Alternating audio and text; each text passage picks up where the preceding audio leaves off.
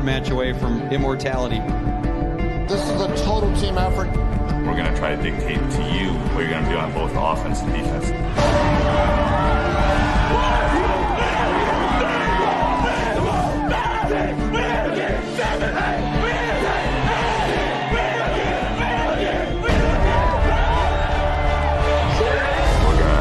One shot. Now it's time to put the hats on and go get some work done.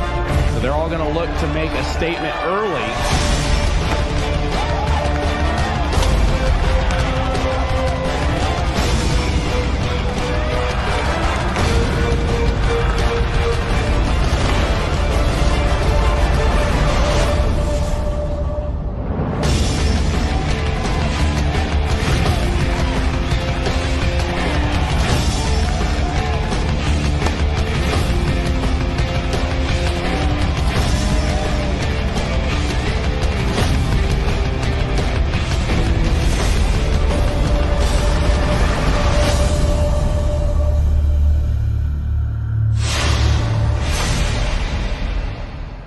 .316 left to go in this ball game.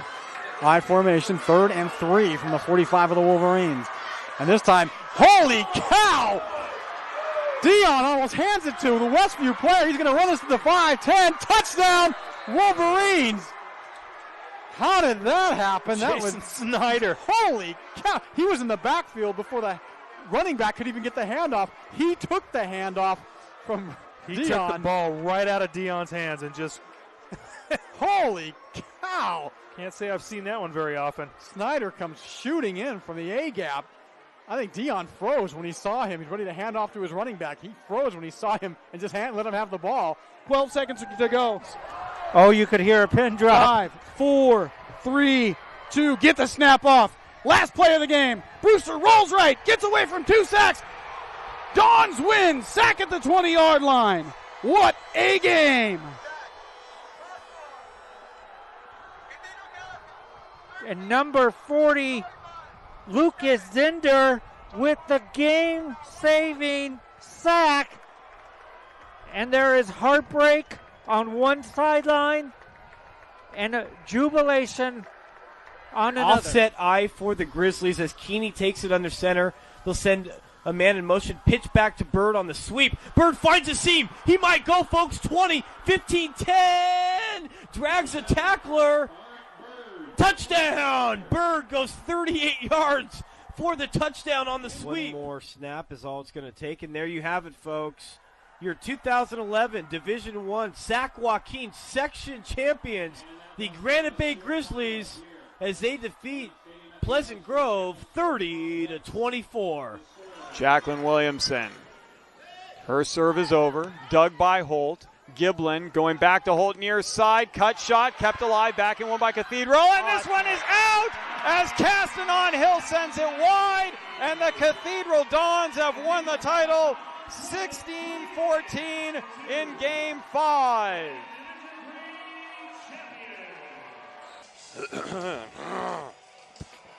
All right.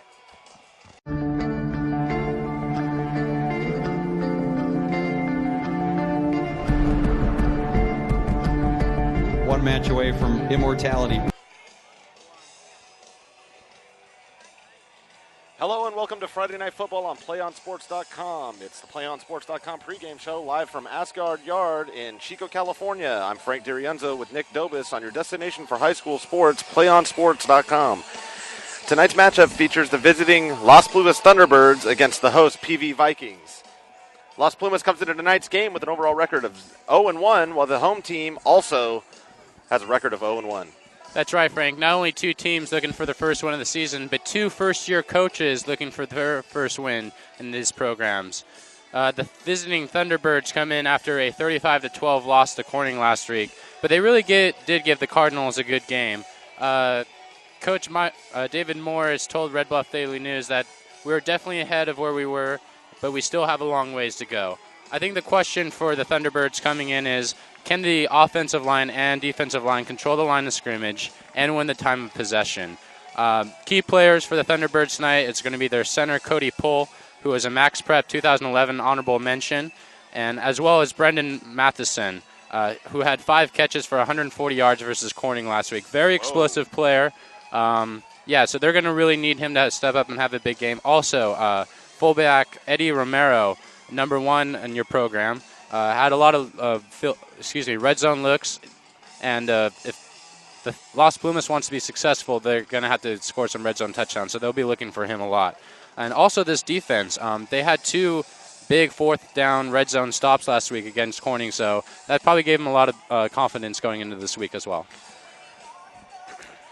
And going over to the home team here, who are currently ranked 20th in the northern section, coming off a 20-10 loss to Lassen last week. Key players for the Vikings tonight will be linebacker Chad Olson, who missed last week's game due to a clavicle he broke in June at a UC Berkeley football camp. He's expected to play tonight and really give the defense that boost that it needs. Also, a star player to watch tonight will be Carson O'Connell, big 6'3", 305-pounder. Only Viking to be a preseason All-Northern Section selection, so expect him to get a lot of good looks from Division I schools as well. So for the Vikings, Frank, I think for them it's, Coach Morris for the Thunderbirds said that they're a bend but don't break defense, but if the Vikings want to be successful tonight, they're definitely going to have to break that defense and score a lot of 6 points and touchdowns. Yeah, absolutely. You had mentioned the Northern Section selection in Carson O'Connell, and so we'll be looking to see him move some people around here. Yeah, absolutely. He's a big, strong, physical kid right in the middle of that offensive line. Las Plumas is going to have their hands full with him. They might have to try to disguise some coverages, maybe throw some different blitzes at him, because you don't really want him coming after your linebackers, or else tailbacks are going to be gaining a lot of yards. Right, and I think that's key for any defense. You want to keep the defensive lineman matched up on the defensive lineman. You don't want that O-line getting into the secondary. Absolutely, but I'm sorry. No, it should be fun, though. It should be fun. Looks like the home crowd has come out here in full force, and they're still piling in, and looks like it's going to be another beautiful night here in the North Section and another beautiful game of football. And we're right here in the stands, and it's just a sea of navy blue here, and is that navy blue? I don't know. It's a lot of blue is what it is. Right. And at least we're on the home side. Yeah. That's right. Always nice to have the home cooking on your side. Absolutely. Right. So yeah, it's going to be an interesting matchup between these 2 offensive and defensive lines, and it should be a pretty good game. 2 evenly matched teams. Las Plumas not only looking for their first win this season, but they did go 0-10 last year. So a win would be not only a step forward in the season, but really a step forward in their program as well. Right, and that has to be positive for the players as well. To get that first win under your belt, just speaks volumes for momentum going through the season. Yeah. Yeah. So. And as I'm looking out now at the training here, looks like LP is fielding some big players down there. Absolutely. Yeah. And so it should be an interesting matchup here because, well, with a good team like the Vikings, hopefully LP can come in here to their hometown and really show them what they're made of. Yeah, and that starts off by getting a really good start to the game. Maybe getting an early turnover, or just having something positive to build off it. And that's something to look forward to, is the body language of Las Plumas. If something goes wrong right away, is there someone there, to grab the helm of the ship and kind of ride it, or are they just going to kind of fold and collapse? And I hope it's they find some fight and make this a very entertaining football game.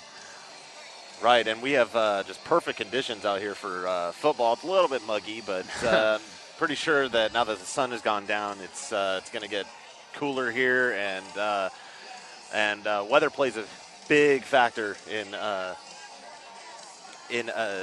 play, as because if it's too hot, players can get overheated. Absolutely. Yeah. I mean, hydration is going to be an issue tonight with the humidity, but other than that, it's a clear-cut sky here in Northern California, and we got 2 teams ready to play some football. So.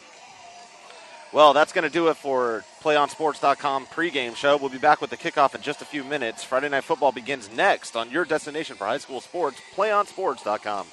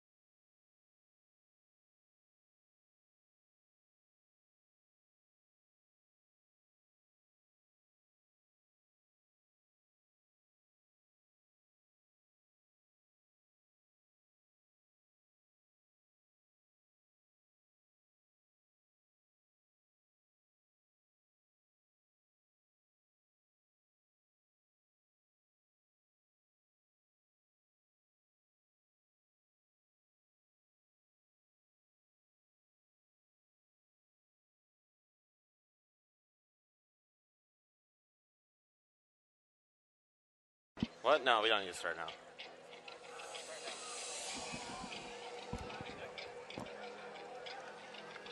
Welcome back to Friday Night Football on PlayOnSports.com, coming to you live from Chico, California.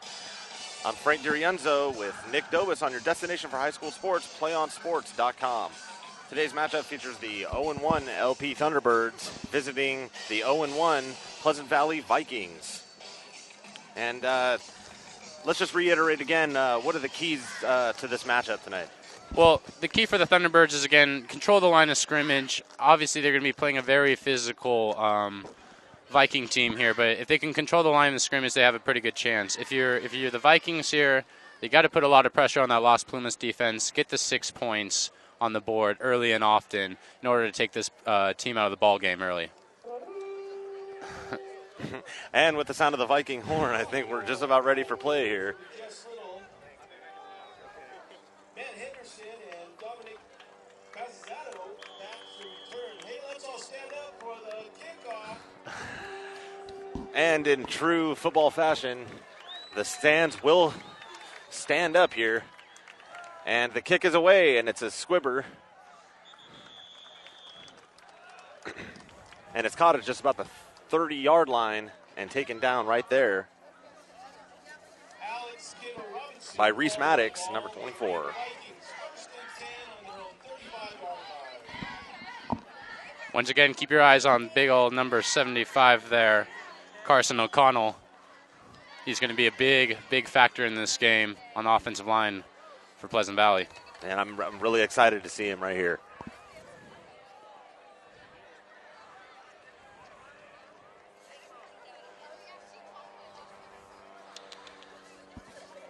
And see, there's some miscommunication in the huddle. Oh, and now we're ready to go here. And they line up just about the 31-yard line, I'd say.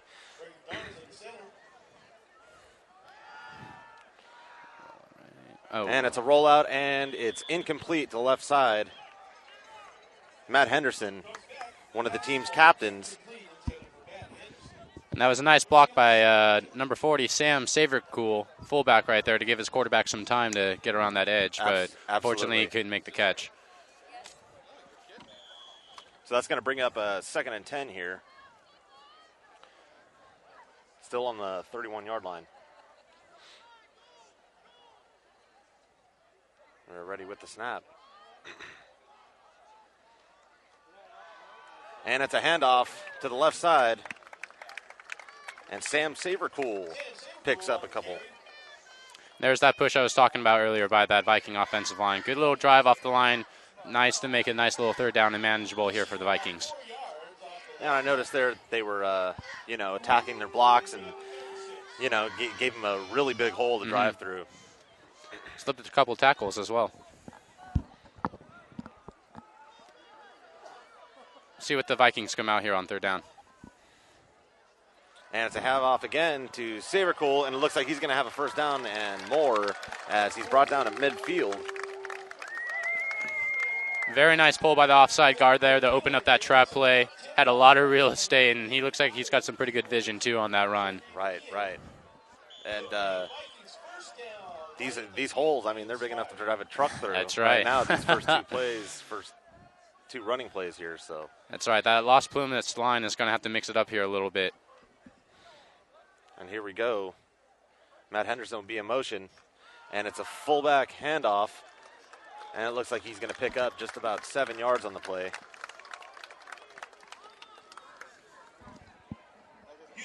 And that was Savercool yet again. Lined up in the fullback position this time. That's right. Yeah. Very conservative approach here by Las Plumas, but you know what? They're getting that nice push off the line, and they're just going to keep eating up that clock until they find the end zone. And it's another handoff to Savercool, and he heads off to the right side. And he shimmies down, and it's going to be close to the 1st down here, just about at the 37-yard line. Yeah, it looks like they're actually going to give it to him that time. Keep moving the chains. And they are going to give it to him. Now, this is dangerous territory here for the Thunderbirds because I would expect a play-action pass possibly by the Vikings. It's pretty nice territory here, especially on 1st down. Right, and their efficiency has been excellent so far. So far. Yeah. Here we go. It's a pass out to the left-hand side to Chad Olson, and he's knocked out of bounds at about the 29-yard line, maybe even the 28, and he's going to pick up a couple on that play.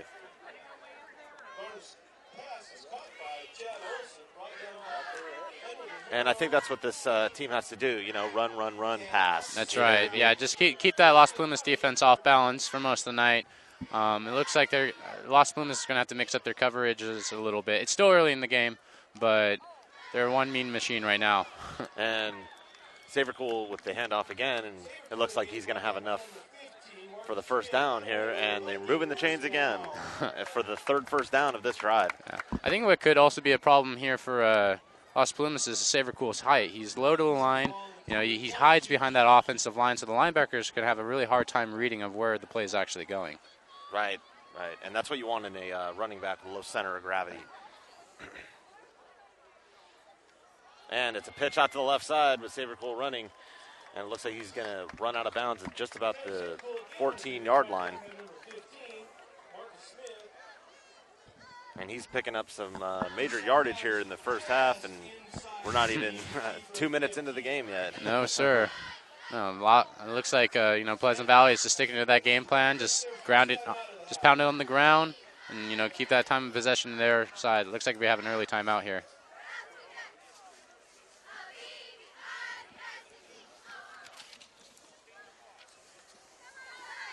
But yeah, some nice footwork there by O'Connell, and as well as number 77, Tyler Stimmock, throwing some big blocks out there for that offensive line.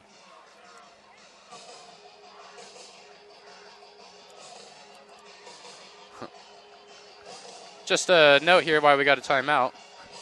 Hometown head coach here, David Morris. Excuse me, not David Morris.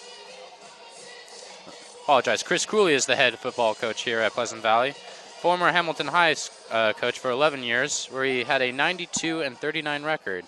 While at Hamilton, he led them to back-to-back Northern Section championships in 07-08. So even though they missed the playoffs last year, this guy has some championship pedigree in him.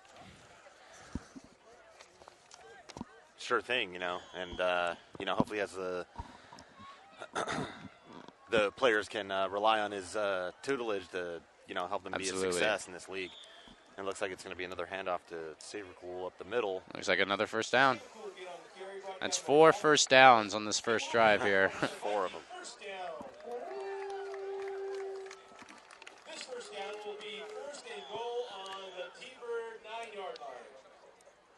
Yeah, the Las Plumas defensive line is going to have to get low, go at that knees of that offensive line, because that offensive line is just getting in the secondary now. And Savercool runs up the middle and avoids one defender and gets it down to about the 1-yard line, maybe even the half-yard line. Pardon me on that gasp there, but number 73, Brandon Maddox, just laid a huge pancake block right there to open up that hole. And as an offensive line, that always gets you going early in the game. And definitely, that's a definite momentum shifter. You know what I mean? And from on a running play, somebody who's who's not even involved in the play, can make it. And it looks like Savercool will take it up the middle again, and it's a touchdown. So that's 6 points for the Vikings here in the first half, with 9:21 here to go in the first quarter. Not very flashy, but you know what? If it puts 6 points on the board, why not? Absolutely. That was a very, very efficient drive by this Viking offense. Yeah, and their running game's looking at peak efficiency right now. Mm-hmm. On the 4 first downs, Savercool has to have probably 43 yards on the ground already. So, this should be an interesting game. And the kick is through the uprights, and it's good. Mm-hmm. And the Pleasant Valley Vikings are up by 7 now.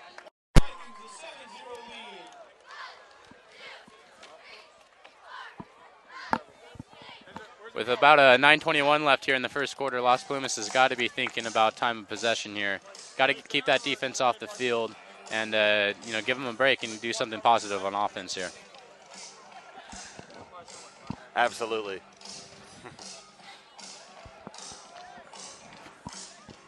Well, I don't know if you could see to the south side of the section, but the seniors have filled in their traditional spot. on their couches. Tradition here, I've heard, dates back to about 15 years here, and I'm sure we'll catch a glimpse of that later in the broadcast. But sure thing. They look pretty comfortable on those couches. Yeah, sure. And that's an interesting tradition that I haven't seen that before. And it looks like we're about ready here for the kickoff.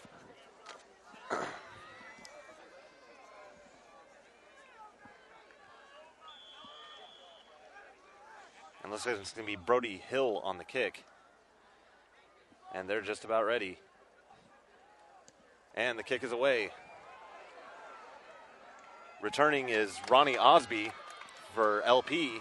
And he's going to come around to the left side and just creamed there at the, I'd say about 16-yard line. Yeah, Las Plumas is mostly going to come out in a two-back set here. It'd be interesting to see if they try to ground it out with this Viking defense, or if they try something flashy here and go to the air early.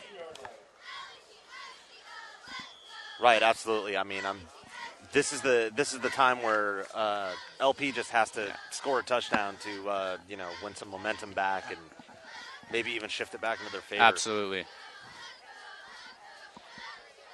And it's a fake toss to the left or to the right and a handoff to the left.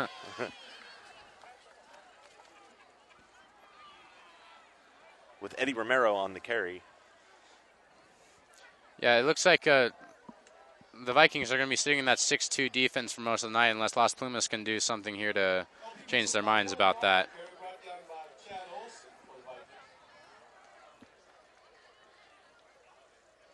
Just little under center. Ooh. And he fires it, and he overthrows his man, Brendan Matheson. And looks like it's going to be 3rd and 9 now. And I think number 15, Stephen Loyne, knew he had a pretty good chance at an interception there. Nice use of the slant route right there. Could have been a really positive yards, but timing wasn't quite right there for the Thunderbirds. Right, and in order to go against this PV defense, they're going to have to get on the same page here.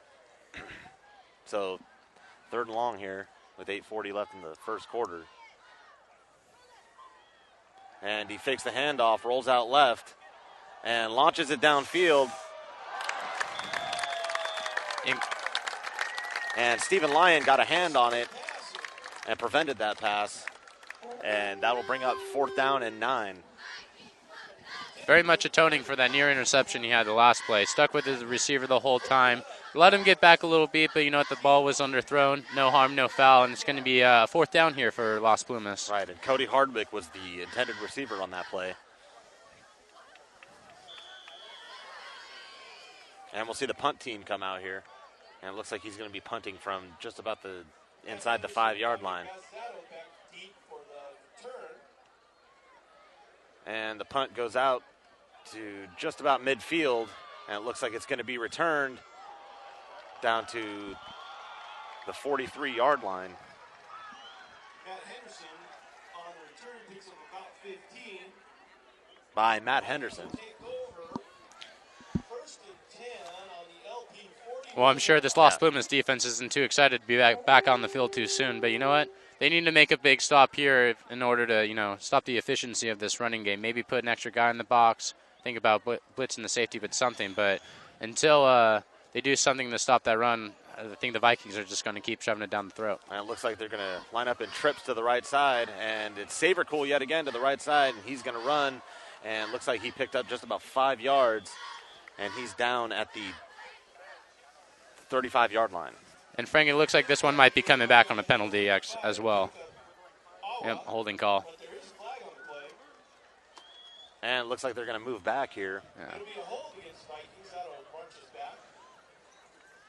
Yeah. Normally they don't say the numbers, but I bet on a trips play, the holding play was probably on the receivers. It's kind of hard for a receiver to practice blocking and practice all the time because you're not used to it. But you just got to make sure you keep your hands on the inside and just get in the way so Sabercool can make a play there. But unfortunately, they're going to be backed up another 10 yards. So it's a spot of the foul call. March back 10 yards from there. That'll bring up a 1st And it's about 1st and 19 here. And it's a handoff to Sayercole, and he is stuffed right at the line. That might even be a loss here.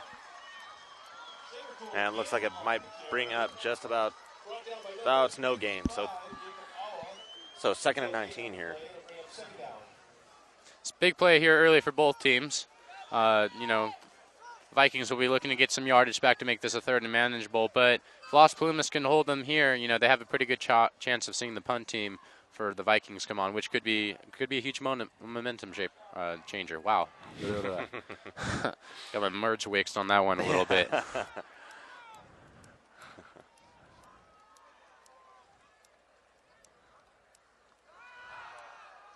And it looks like it's going to be a pass out to Matt Henderson.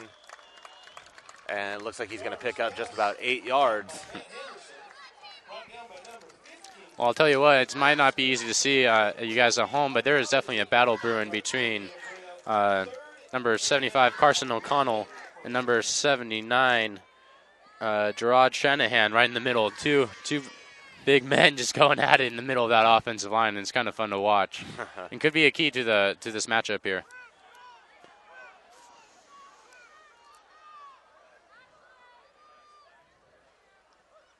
And with the snap, he looks back, and he passes it down in the middle of the field, and it's overthrown.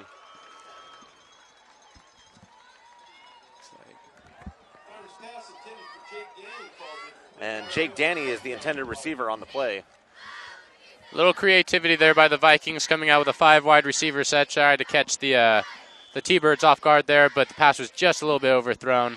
Big play by that Las Plumas defense right there, so looks like they might be actually going for it here. No, okay, the punt team is on the field. That'll kind of confuse me there a little bit. And here we go with Brody Hill, about to punt it away. With Marcus Smith on the return, and it is a high punt. And it looks like it's going to go out of bounds just about the 22-yard line. Yeah, you gotta give your return or your coverage team a little bit of a chance there. Obviously, it's a hard kick, especially for high school kids, to try to pin it within the 10-yard line, but got to give your team a little bit more of a chance than that.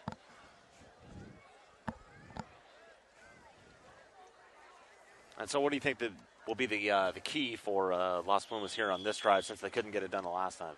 Well, I think they had an opportunity in the passing game there. Like I said, they're going to have to put the ball outside and throw it outside a little bit just to, unstingy that 6-2 defense of the Vikings. And it looks like it's going to be a handoff to Ronnie Osby to the left side, and he shakes a couple of tackles, but he's still going to be brought down behind the line. We'll have to see where they spot it here, and there is a flag on the field, a late flag. Looks like it could possibly be a personal foul, but too bad for Osby. There wasn't too much running room on that play. Looks like the Vikings sniffed it out pretty early. And, add insult to injury, you're going to back yourself up another 15 yards. Right. And that's not going to get it done here. No.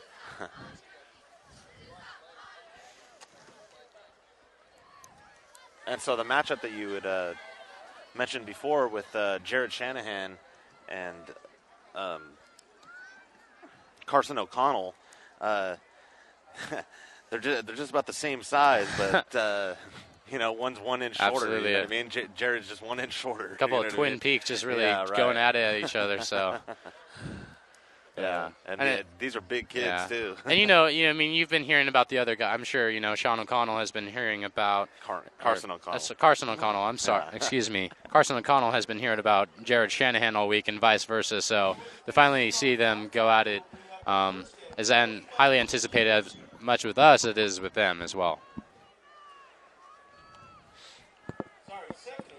Looks like Las Plumas is really taking their time here on this play.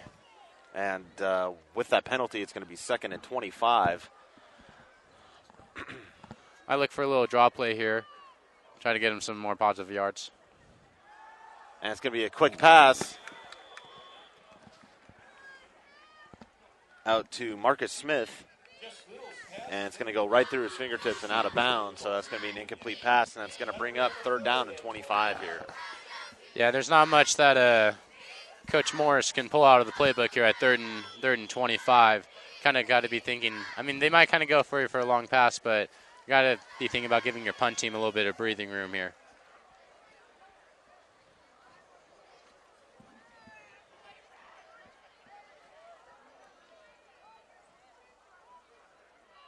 And they're lined up in the I form here. And it looks like it's going to be a pass play. And he throws it down the field to number 7.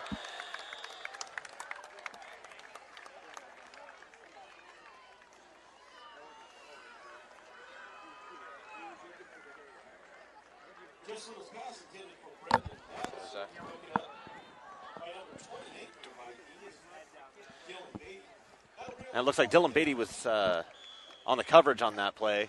It was intended for Brendan Matheson. Absolutely. And what do you think broke down on that play? Well, it looked like the safety, Beatty had a nice read on it. Almost could have made an interception if he had the ball, but it's a great read by the safety to break it up and force a 4th down. And the punt is away, and it's a line drive into the sidelines here, and it doesn't go very far, and it looks like they're going to spot it at the 32-yard line. I think it almost took out a couple heads over there right. as well. Yeah, I think it took a couple head coaches along with it. Look out. Punter's giving out free haircuts today, right. apparently.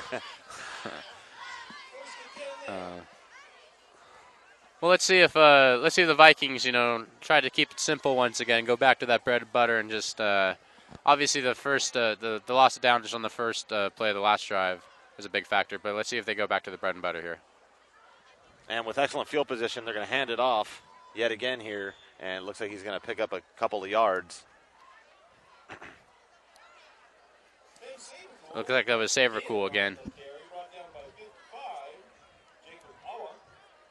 And you know what? At 3, 4, 5 yards a pop, I'd be riding that Saver Cool horse all the way to the end zone as well. Right, absolutely.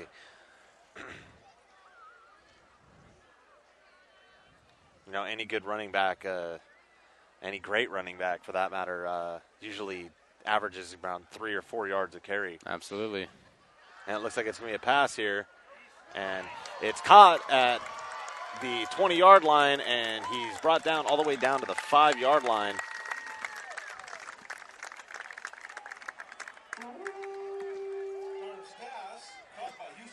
And it looks like Houston McGowan was on that play, and that was a pretty good little pickup there. They found a little hole in the coverage. Pretty good little pickup and great blocking by 45 Matt Henderson by the wide receiver right there. Really opened up that play, and there's that play action we were talking about earlier. Now that Las Plumas defense is a little off kilter here. Let's see if they can bear down here and get a goal line stop. And he's going to roll out right and pass down to the right sideline, and it looks like it's going to be a touchdown. And the aforementioned Matt Henderson has a touchdown here. You know what? Gotta love that. Throw the nice block. Coach rewards you with a nice pass play to get 6 points on the board. Gotta love that as a receiver.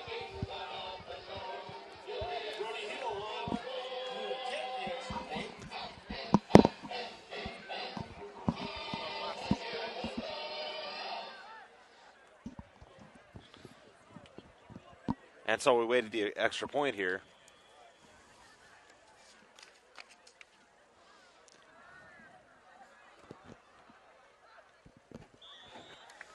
And the kick by Brody Hill is through the uprights and good. And the Pleasant Valley Vikings are going to go up here by 2 touchdowns, 14-0.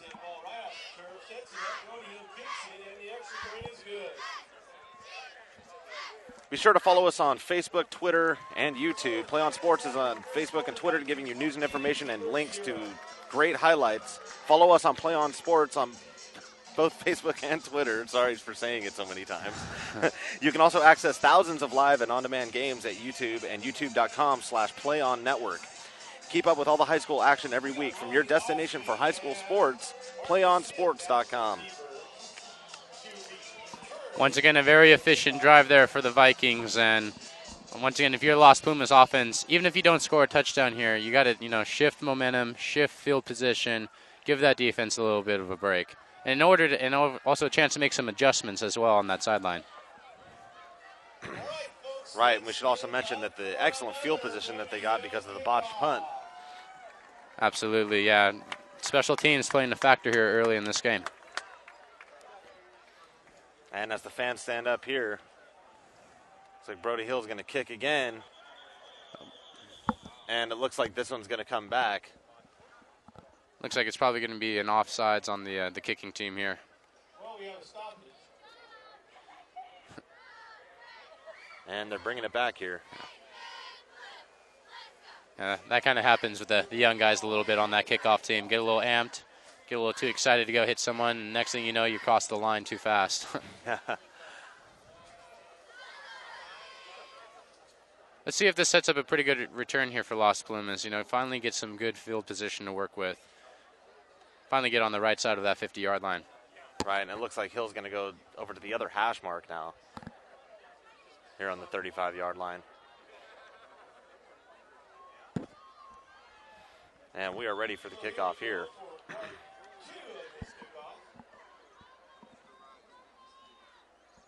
Looks like Marcus Smith and Ronnie Osby are going to be back for Las Plumas. And it's a big kick, and it looks like Osby's going to take it here. And he runs up just about the 10-yard line, the 15, and he's taken down right about the 20-yard line, and there is a flag on the play. We'll have to see who's this against here.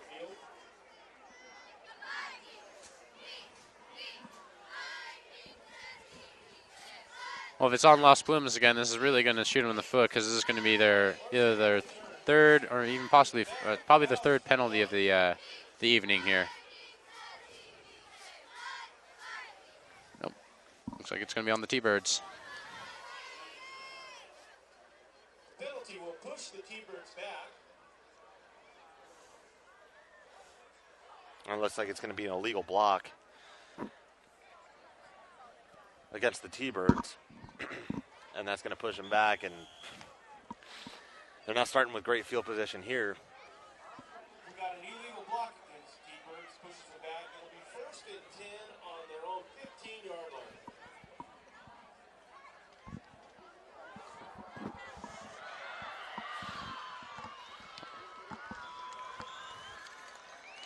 Just Little's pass is caught by Travis. Nice little handoff there.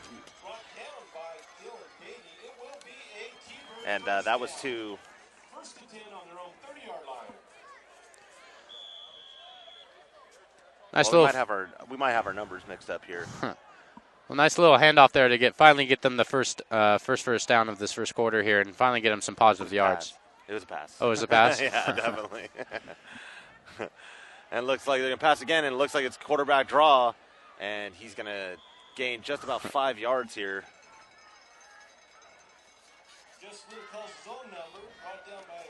And Jess Little, and that's going to bring up 2nd down and just about 5 yards, maybe even 4. Looks like Las Plumas is trying to quicken up their plays a little bit, maybe try to go with some faster plays, faster routes, try to break up the interior of that Viking defense.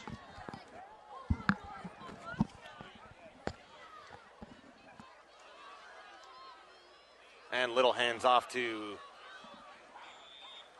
Osby. And it looks like he's going to have no gain there. Or maybe even 1. And that's going to bring up 3rd and 4. This is going to be a big 3rd down here for the Las Plumas Thunderbirds. See if they can convert here and finally, get on the right side of that yard line. I think they're just hoping to cross midfield here. And it's fumbled on the ground. And Little picks it up and gets it right back to the line of scrimmage. So it looks like it's going to be a 4 and out here yet again with 3:10 left in the first quarter. And that's unfortunate. As a coach, you hate to see your team finally get some momentum, and then just to finally have a mistake like that finally cost you, and you have to punt the ball again. Let's see if the youngster here can get some positive yards on this punt. And it also does plenty of damage to, player morale when you can't get it moving on the field. And the punt is away. And it's caught down by the 18-yard line. He's going to run it back. And he's going to be down at the 22nd yard line. They're going to say his knee was down. Very nice tackle by Marcus Smith there. Really had his eyes on the tackle there. Didn't let the running back out of the side and didn't go for any head fake or anything. Very nice tackle on the play. And that was Matt Henderson on the return. And it looks like he only got just about 5 yards there. And even though if you're Las Plumas, you didn't score a touchdown on the last play, at least you shifted field position here and gave the Vikings a long field to work with.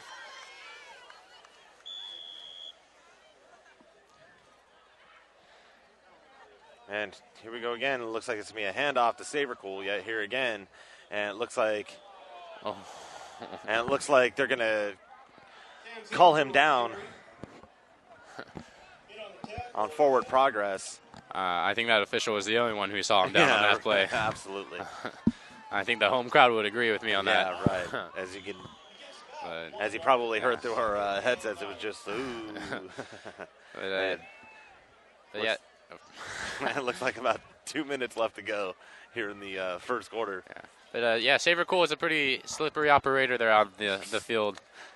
Tough guy to bring down. That's a tongue twister, slippery operator. And it looks like it's going to be a toss to the right-hand side to Sabercool again. He looks like he's going to get close to the first down here.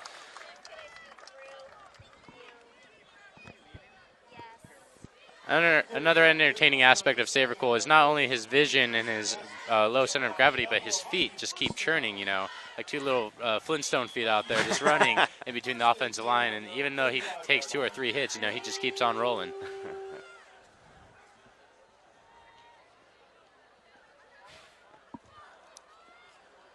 And it looks like it's going to be a handoff again up the middle, and they keep driving here.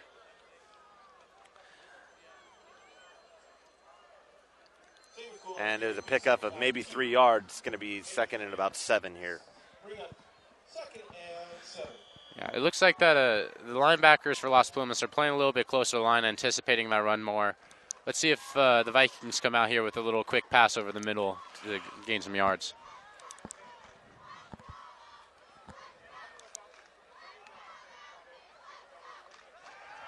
Ooh. And it looks like he's going to be sacked in the backfield by Cody Hardwick. And that in the business, if you're an offensive lineman, what we call a lookout block, where, you miss your block and you tell the quarterback behind you, look out. Right. He had no chance of going anywhere on that play. Sure thing. And he looks all disheveled. His jersey's up over his pads. Yeah. And that was a bad hit there. But if you're Las Plumas, that's a big defensive boost right there. You get a big sack, third down, hopefully they can get a stop here and shift the momentum in this game. And it looks like it's going to be a timeout here.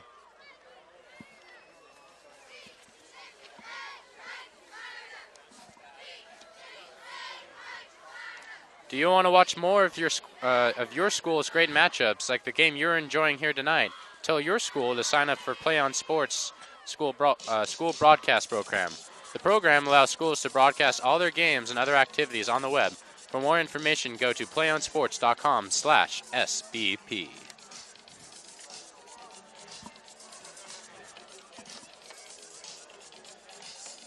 Besides the holding penalty earlier in the quarter and that sack right there, this offensive line for the Vikings have actually been, in tune with each other and actually been moving the ball pretty efficiently. And that's what I've noticed too. They've looked like they've all been on the same page, and and it reflects on the scoreboard. Mm-hmm. But like I said, like I was previously said, that's a big sack for Las Plumas here. Let's see if they can get maybe a big turnover or even a stop here would be big for this T-Bird team. Right, absolutely. I mean, just one sack, one interception, one fumble recovery can change the whole course of a game. We'll just have to see if it'll affect them here. Looks like it's going to be a pass, and he's going to be sacked in the backfield yet again. A devastating hit twice in a row here, and LP has stuffed him here. Yeah, Dominic Davis is definitely getting his fill of those last 2 plays, and the offensive line is going to have to go to the drawing board on that one and make some adjustments, because it looks like that defensive line has finally woken up and made some big plays here. Right, and that's going to bring us down to the end of the first quarter here, and the Vikings are up 14-0. And when they come back into the second quarter, they're going to have a 4th down and 16 to go. Now, what's your analysis so far on the Viking offense? Well, like I said, the Vikings came off very simple. You know, it looked very vanilla on the field, but you know what? When vanilla tastes good and you're scoring touchdowns, why not have some more? But it looks like Las Plumas, you know, they've been hanging in there. They've had a nice defensive stop. Couple big sacks right there, which will unsettle any quarterback. But Pleasant Valley had 5 first downs that first quarter, and I'm sure they have a repeat performance. They're going to put a couple more touchdowns on the board. Right, and with the first sack, I think that's the reason they took a timeout, so they could give their quarterback a little breather here. And looks like he's going to have a little bit longer of a breather after the second sack here. And we'll just have to see if that affects him here in the second quarter. Absolutely. But it's the ball is in LP's court now. With that momentum shift, we'll have to see if they can capitalize on it. Be interesting to see if they decide to go for a block here. Finally get the ball on the other side of the field. Maybe try to go for a big special teams play here.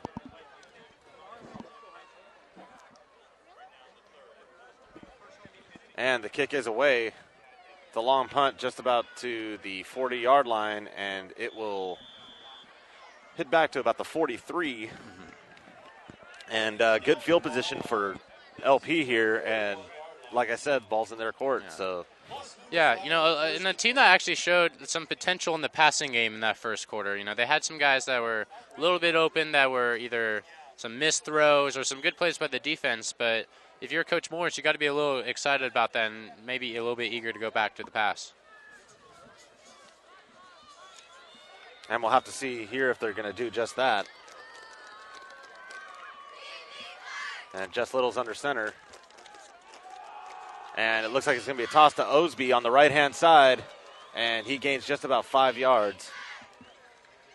Yeah, he showed a really good burst through that hole there to pick up some pretty positive yards. As well, talking about the defensive line of Las Plumas, it looks like the offensive line is starting to get a little bit clicking there with that play. Absolutely. I mean, they have to drive through this Vikings defense here and show them what they're made of here. Well, yeah, points on the board here would be quite a bit of a momentum shift in this game. And Little's under center. Brendan Matheson in motion. And he's going to fake the handoff here and pass out to the right side. And it looks like it's going to be caught and very close to a first down. Yeah, that took a tremendous amount of concentration to catch that ball with the defender on his back. Good, solid throw by Little there, and moves to. Oh, looks like he's actually going to be short of the first down there, but it's some positive yards. But they might talk this one over a little bit. And we might even see the chain gang out here to measure.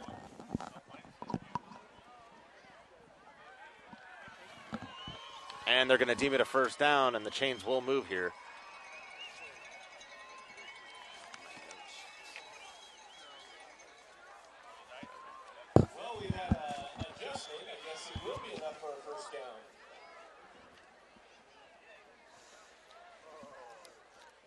And he's going to fake the toss and hand it off to his fullback through the middle, and it looks like it's going to be a pickup just about 3 yards here. That's going to bring about second and 7. Yeah, look, I would say perhaps even 2nd and 6. Absolutely. I would say look for them again, maybe to do a nice little short pass play here. I think Little got a little bit of that, no pun intended, but he got a little bit of that confidence there with that throw, and maybe he can get something cooking here at the quarterback position. And Little hands it off to Osby right up the middle here, and he's not going to go very far, as looks like about a 3-yard pickup, and that's going to bring up about a 3rd and 4 here, which is manageable. Very manageable, and one of the more manageable third downs here if you're Las Plumas. Once again, back on the positive side of the field position here. Let's see if they can make a big play.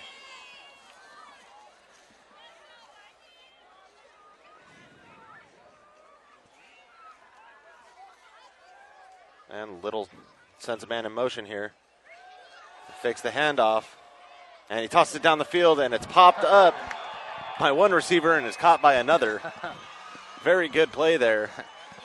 Papa always said it's always better to be looking good sometimes, and it plays true in that play right there. Right, and Dustin Parsons is going to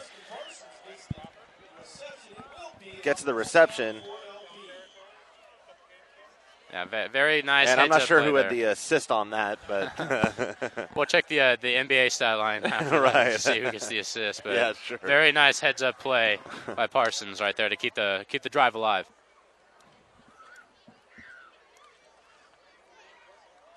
And here we go. It's going to be handoff to Osby yet again. He breaks out to the left side and is hit very hard. And it looks like they're tussling a little bit here. Yeah, Osby had some words to say after that. But you know what? If you're running back, if you're going to be cutting back, you got to be waiting. You know, Thor's hammer is going to be coming right back to hit you here at Asgard Yard. But nice tackle. But you know. Let's keep the talking to the huddle. There's none of that needed. Absolutely. Well, just about 9 minutes left here in the second quarter. We'll see LP's driving here. 2nd and 10. And it looks like it's going to be a flag on the play. Yeah, I believe who delivered that hit was number 42, Chad Olson. And as I said earlier, first game back after suffering a clavicle injury in June at a UC Cal Berkeley football camp, and I'm sure he's pretty excited to be, having those football pads back on and laying hits like that again.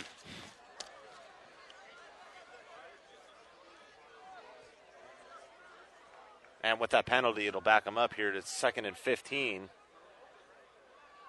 Just about the 35-yard line. And he's going to roll out right, and he's running towards the sidelines. And he's trying to escape the defenders, and it looks like they're going to sack him for a whole bunch of yards here. And he's past midfield and about the 48-yard line there. And the decision to run there. As a young quarterback, you're going to want to make the big play, to help your team out. But maybe sometimes the best play is just throwing the ball out of bounds, to set up a third and, somewhat manageable rather than a third and a mile here. So, he definitely needs to learn how to throw that ball away. Yeah, it's going to be about 3rd and 30 here. And see what Coach Morris pulls out of the playbook here. Absolutely. And it looks like he's going to have 3 receivers lined up on the left-hand side here. And that might be a pretty good timeout for if you're Coach Cooley. Get your defense settled. Make sure everyone's got their coverage right. Maybe look for a possible trick play here if you're on defense.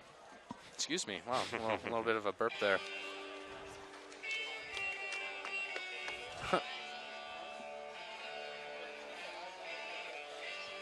Well, it's nice to see that the humidity has calmed down a little bit and the weather's starting to settle in. And it is, once again, another beautiful night here up in Northern California, in Chico, California.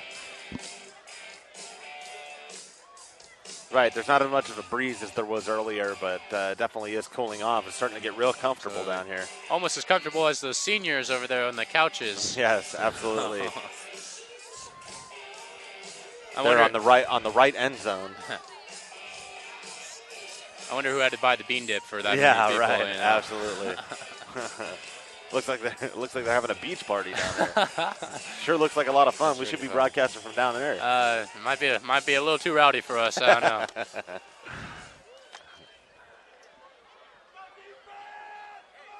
And it's going to be LP, 3rd and forever. And Little drops back, and he's going to go for it all with the home run. And there's flags everywhere on the end of that play, and it might be defensive pass interference, and they might have done it here. Got a first down. Yeah, it didn't really look like much was going to happen on that play, but as a quarterback, you got to throw those balls, and you might get that call sometimes, and we'll see if it works out in their favor. It almost looked like the ball kind of disappeared on that play for a second. I wasn't sure who came down with it. Right. It looks like the officials are going to have a bit of a conversation here about it.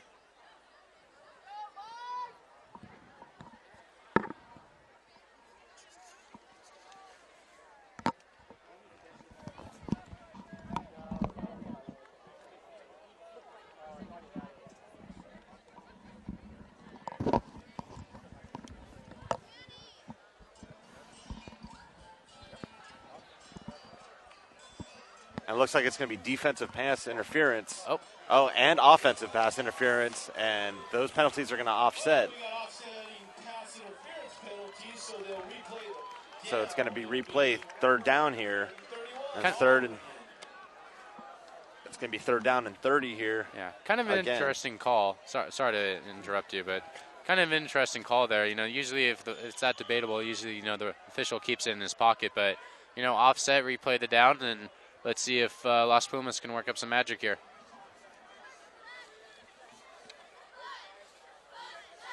And Jess Little gets his play from the sideline here. He's telling his troops what to do here. And, there's not many plays in the playbook that are designed to go for more than 30 yards. But we'll have to see if they pull some magic out here. No, sir, but stranger things have happened. And in the shotgun, he gets it back, and he throws it down the middle of the field. And Travis Ramage is going to lose control of it. Almost, here, and he's slow to get up. Yeah, almost made a fantastic catch there, but even if he did, he still would have been about 10 yards short of that first down. So looks like Las Plumas will have to bring out the punt team once again.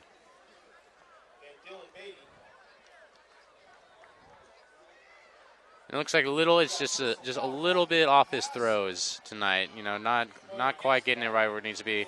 It's tough to throw that perfect spiral and whatnot, but it looks like he hasn't really made a really been in sync with his receivers yet. 15-yard mark chop will bring the ball up to the Vikings 35-yard line. I guess I guess that's going to be a roughing the passer against, and LP lucked out here. Yeah. And it looks like it's going to be 1st and 10 at the 35-yard line here. I was too mesmerized by the attempt to notice the flag in the backfield, I think. Absolutely.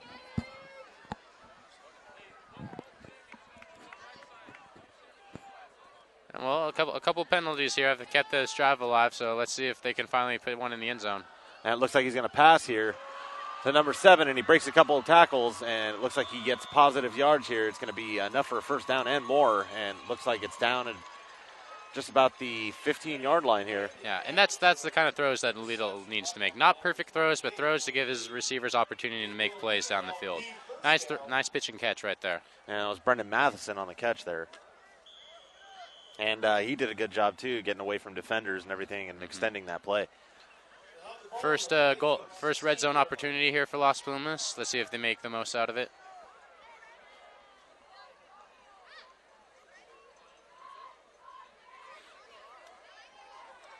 And they're going to fake the toss to the right and hand it off on the inside, and it's a fumble, and it looks like it's going to be a Viking pickup at under the 5-yard line there. And talk about putting on the brakes. And they rolled it down instead. And the fans moan and groan here. Yeah, the Boo Birds are starting to come out right now. Birds, yeah. Las Plumas is getting all the right calls right now, but sometimes that's what you need to put 6 on the board. But let's see if the Vikings can stop the drive here, can continue to bend but not break.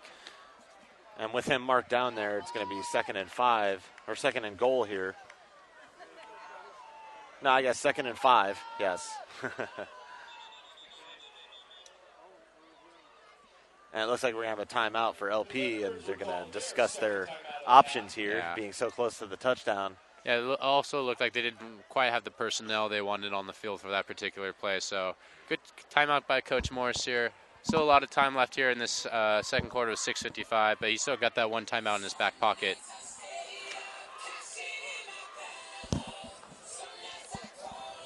And LP has a real chance here of cutting this lead in half. Yeah, and that would be a big momentum shift for this team here. And the main thing here is their defense has had quite a bit of rest on that bench and able to continue to make adjustments on that sideline. So hopefully they can put 6 on the board here and give that defense a chance to make some real plays.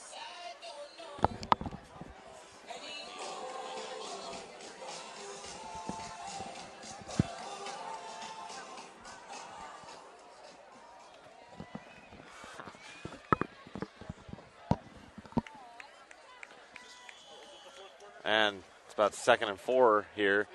And he's going to hand it off inside. And he's going to get stuffed right at the line. And looks like that was Joseph Gaston.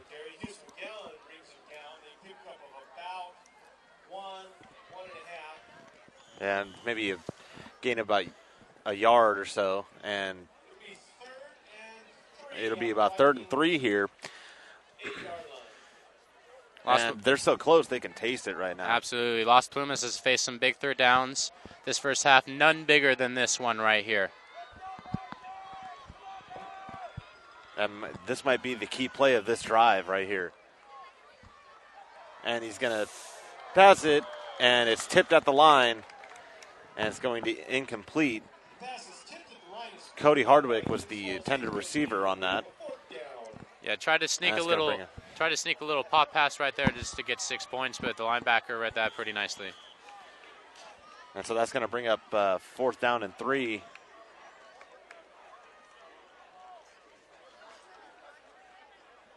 And what would you do in this situation? Would you go for it? Well, I think, you got the momentum right here. Your offense has been moving pretty well. Been fortunate with some penalties, but I think Coach Morris is making the right choice to go for it here. Right, and absolutely. And even if they don't convert it here, they'll still have excellent field position for their defense. And he's going to roll out right. And he's almost going to get sacked one time. And he throws it towards the back of the end zone and overthrows it, and that's going to not convert here. Cody Hardwick was the intended receiver yet again here, and it looks like they're going to turn it over right at about the 6-yard line, maybe even 4-yard line. Absolutely. Little's a little frustrated. He might be frustrated at his teammates right now, but that Viking secondary did a nice job covering the corner route, left nothing open. He picked up some nice blocks in the backfield there, but, once that first initial play is blown, it's kind of hard to make a play with that short of field, but let's see if the defense can make a big play here.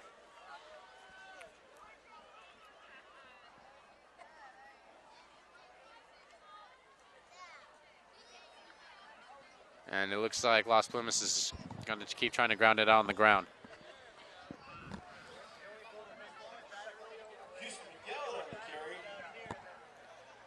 And that was Houston McGowan on the carry. Now he hit up about 6 yards here, and it's going to be about 2nd and 4.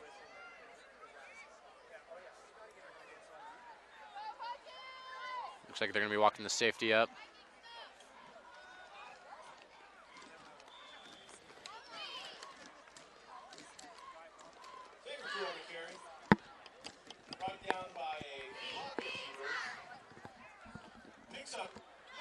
And it's going to be a pickup of just about 2 yards there, and it's going to be about 3rd and 1 here with the first half winding down here. It's about 4:20 left on the clock. Yeah, Las Plumas has been walking their safeties up these last couple plays. And it looks like it's going to be a handoff again, and he might have enough, and he will have enough for the first down. And with the Viking signal, we know that he has a first down. Yeah, the horde moves forward. Yeah.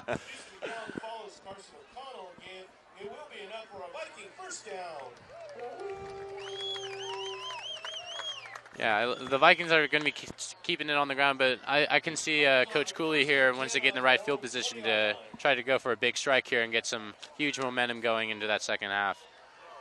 And it looks like it's going to be a pass, and it's caught about the 30-yard line, and he's still going and almost to midfield. And it looks like we're going to have a late flag on the play. So we'll have to see if this comes back here. And it's going to be a personal foul against the offense, so this one is coming back, which is unfortunate. Yeah. Penalties have been the story so far of the first half for this Viking team. Still up 14-0, but they kept Las Plumas in that drive with a lot of penalties and kind of hurting their offense, which has been moving pretty well here right now. Too bad that nice pickup by Savercool has to come back. Especially a personal foul like that at the end of the play. It's just, obviously, it's a big game. You get a little bit heated. You get the little inner matchup rivalry, but you can't cost your team like that.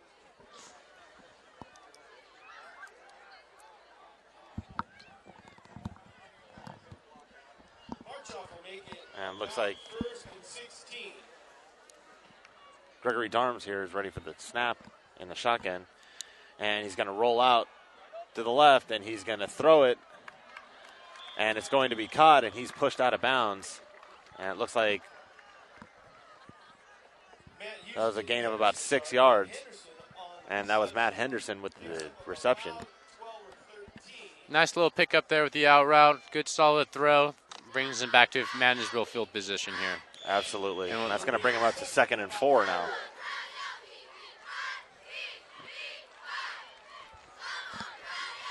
And Darms is ready. And he's going to hand it off to Sabercool here. And he's going to pick up just a couple here. Looks like it might be a little bit of a 3rd and short. And it looks like they're closer. And it looks like they're going to give him the first down here. And they're going to move the chains yet again. And all this team does is first down, so it seems like. And it keeps that clock ticking, too, as well. Absolutely. Looks like. And it looks like we're going to have another timeout for LP here. And I believe that's going to be their last timeout of the half, if I'm not mistaken. Las Plumas will take their 3rd and final timeout of the half. Okay. We want to do a live read.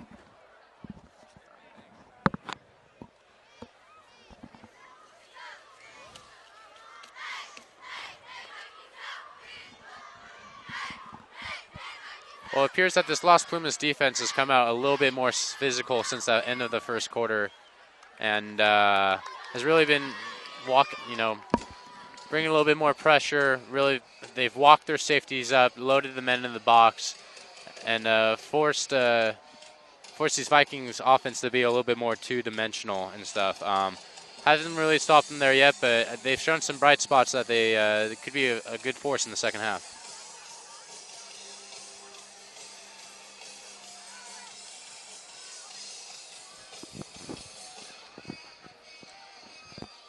And with 3:34 left here in the first half, looks like they're just going to keep running the ball here, keep that clock running, and go into the half up by 2 touchdowns.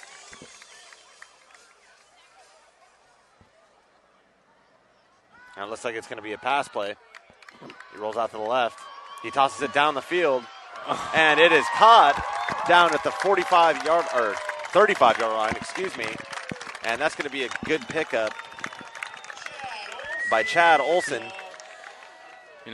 Nice play there. Lulled the defense to sleep. Think you're going to go into the half here with a nice lead, but nice big pass play right there to put him in a nice field position. Right, and that's going to be 1st and 10, just about the 29-yard line here. And they're driving yet again. Yeah, ball was a bit underthrown, but the receiver made a nice catch on that play.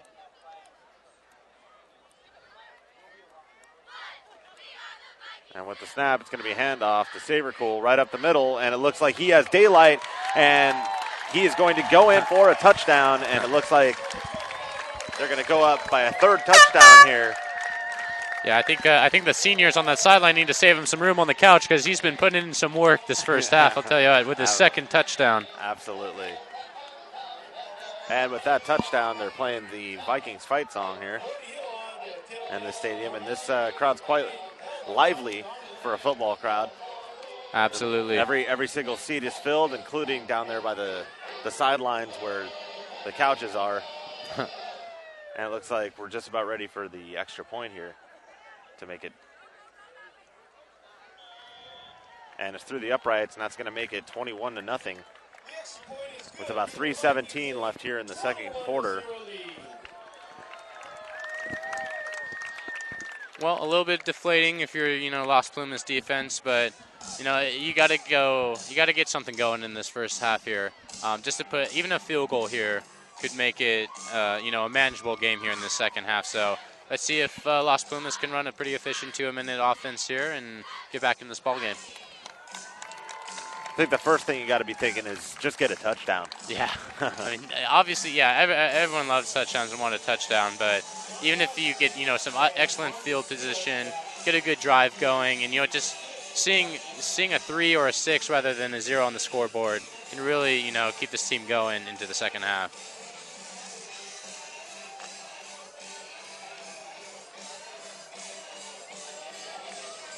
And it looks like the Vikings are lining up for the kickoff here. All right, fans, let's get up for another Brody Hill kickoff. And Brody Hill's going to have the kickoff here, yet again at the 35-yard line. And the kick is away. And it's very long, and Osby's just going to let it go into the touch through the back of the end zone, and it's going to be a touchback here on the 20-yard line. So what's going to be the key here? Well, I think the key here is you want to, get some positive field position fast, and then when you do, get out of bounds. It's just so you can preserve the clock and get in position to score, and maybe, change the complexion of this game. Obviously, you don't want to force a big turnover here and give the ball back, but, if you're Coach Morris, you got to be, you got to get your team motivated and excited somehow. And, just taking a knee here or trying to run out the clock isn't going to do it. So hopefully they try to go for a big score here.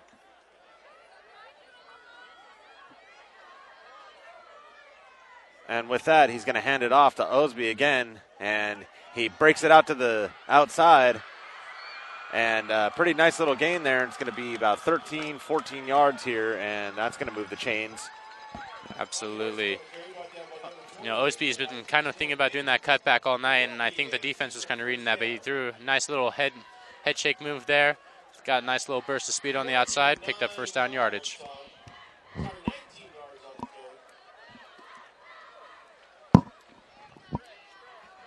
It looks like the coach is signaling in the play because Little is looking on his hand card right now for the plays.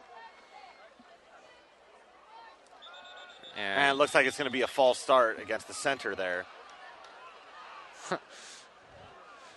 Little with a... And defensive player's getting a little over anxious there. Well, I think that was a bit of an acting job by Little there too.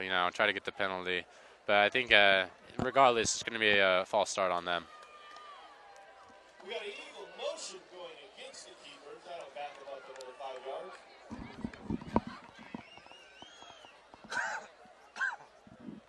Yeah, and that's the last thing you need on a 2 to 3 minute offense here is penalties to, back you up. Absolutely. We'll have to see what bag of tricks this LP team's got. And it looks like Little's going to run with it, and he's going to get close to a first down. It was actually a decent little run there. Yeah, and actually a very nice play call there by Coach Morris. You got the defense thinking pass. You got the wide receivers on the far side. Unfortunately, it looks like we have yet another penalty. Yet another. It's like a yard sell out here with all the penalties we've seen. Right, absolutely.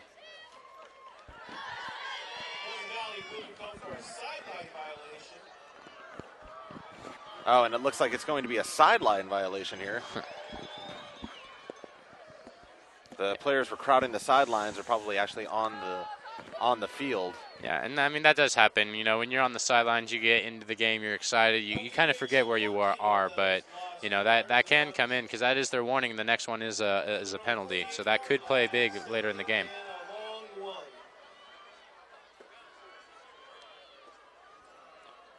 And here we go. Little's lined up in the shotgun. Here's the snap, and he throws it, and it looks like this one's going to be intercepted very easily here, and it looks like he's going to run it back here, and he's out the sidelines, and he gets brought down past midfield at about 45-yard line. And there's a flag on the field here. Shocking. And it looks like it might be unnecessary roughness maybe. Looks like we have an injured T-Bird down as well. Injured T-Bird on the field. Well, if you're Little on that play, you definitely want that ball back. He's been trying to make big plays all night, but that one, once again, you kind of need to dump that or throw it out of bounds.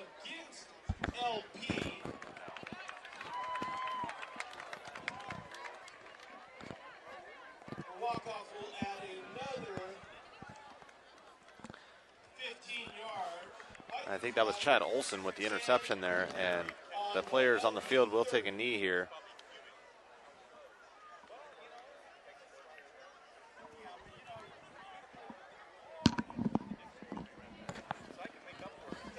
And with this injury, we're going to take a break here, but we will be back.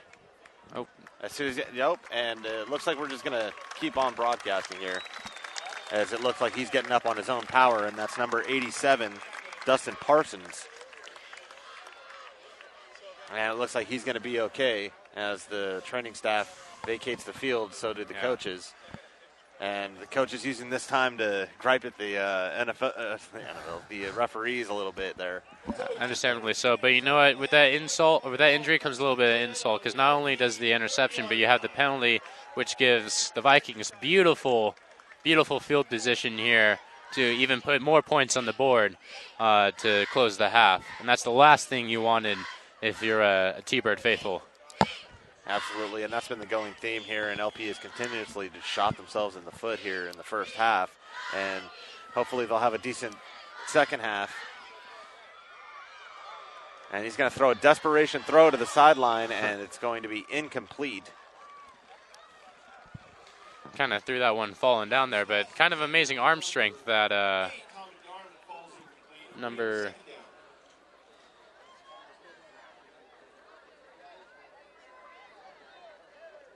Great arm strength there by Gregory Darms on that throw. Even though he was throwing down, still managed to almost get it to the receiver.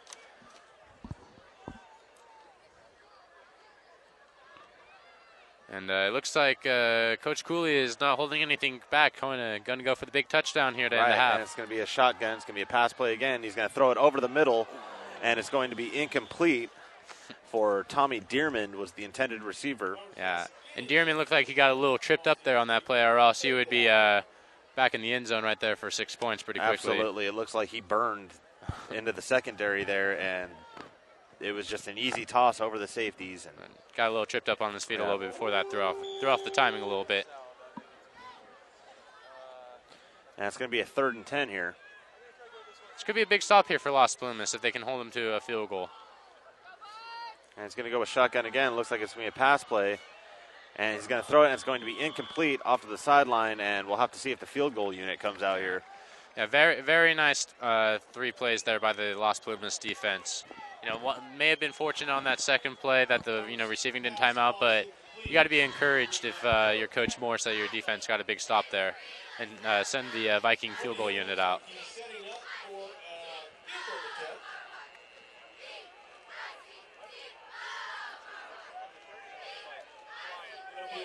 And Brody Hill will come out here to kick it.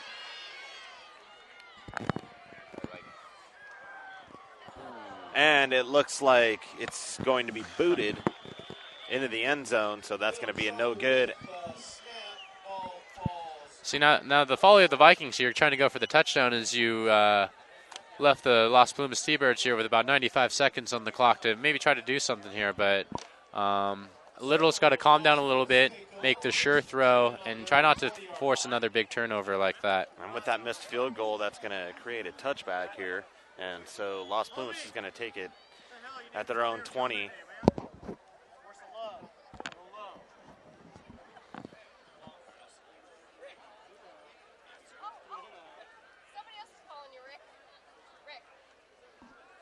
And it's going to be a pass play out here to number 7, Brendan Matheson. And he is going to be stuffed behind the line. It looks like it's going to be a loss of about 3, so it's going to bring up about 2nd and 13 here. Yeah, and the Titan defense has kind of, for the most part, kept him contained throughout the night. Like I said, last week he had 5 catches for about 140 yards, but that that Viking secondary has really bottled him up quite nicely.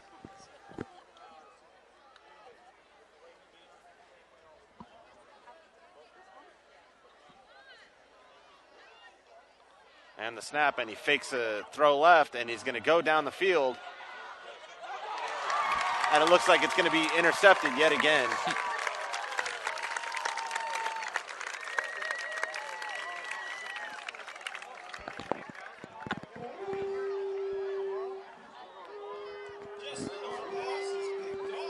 By number 46, by Dominic Battezzato. And now if you're that Viking offense, you're once again licking your chops because, you got 47 seconds here with half a field. obviously Coach Morris wants to make a big play or get a big play for his team at halftime, but the Vikings might have the last laugh here at the end of the first half. Right, and it looks like it's going to be a passing play here again with nobody in the backfield, and he's going to roll out right, and he's going to pass it down. And it looks like it's going to be enough for the first down here. And he passed to Tommy Dearman. And very smartly got out of bounds there to preserve some clock. Still 40 seconds left here. Absolutely. And that's going to bring up another 1st and 10 and another first down for the Vikings here. And they're just racking them up like crazy this game. That's true, but that Las Plumas defensive line has gotten some good pressure on the quarterback, so let's see if that continues. And it looks like it's going to be a pass again, intended for Dearman. And it looks like it's going to be just in front of him.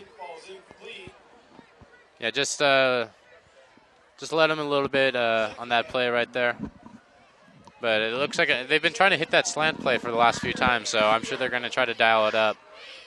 We'll see if Las Plumas picks up on that.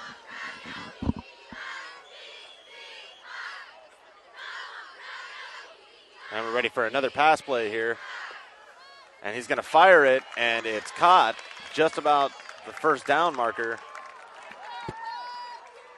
And that's going to be Jake Danny.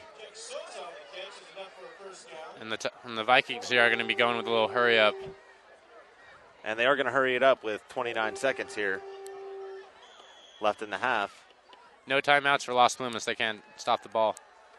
And it's going to be a pass towards the end zone, and it's overthrown. And he overthrew Matt Henderson there.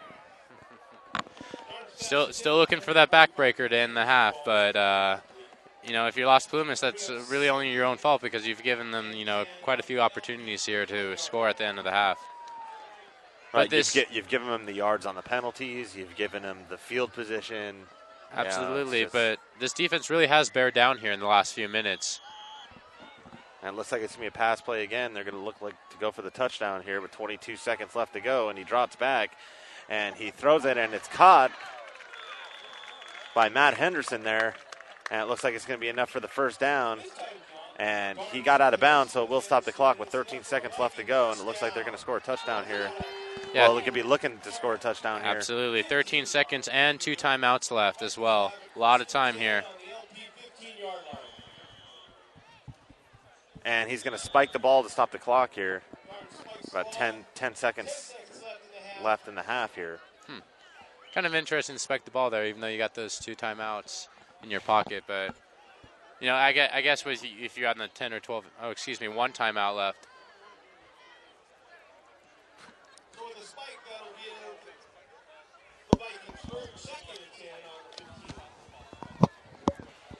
But very smartly spiking the ball there. Sorry. Now it's a good decision. It's a great decision, actually. Would never second guess it. Okay, he's going to look like he go for the end zone again here, and it looks like he's going to be caught by Tommy Dearman, and it looks like the Vikings are going to go up by 4 touchdowns now with 4 seconds left in the half. And that really, kind of takes the sails out of this Las Plumas defense that's been hanging in there and been pretty tough here the last few minutes, but just a little bit too much of that Viking offense. Right, absolutely, and it gets harder and harder the more touchdowns you're back. It's very difficult to come back for 4 touchdowns. And the kick is up, and the referees will rule it good, and so it'll be 28-0 here. Vikings over LP Thunderbirds. And it looks like it's going to go to the kickoff team, and that might be the last play of this half here,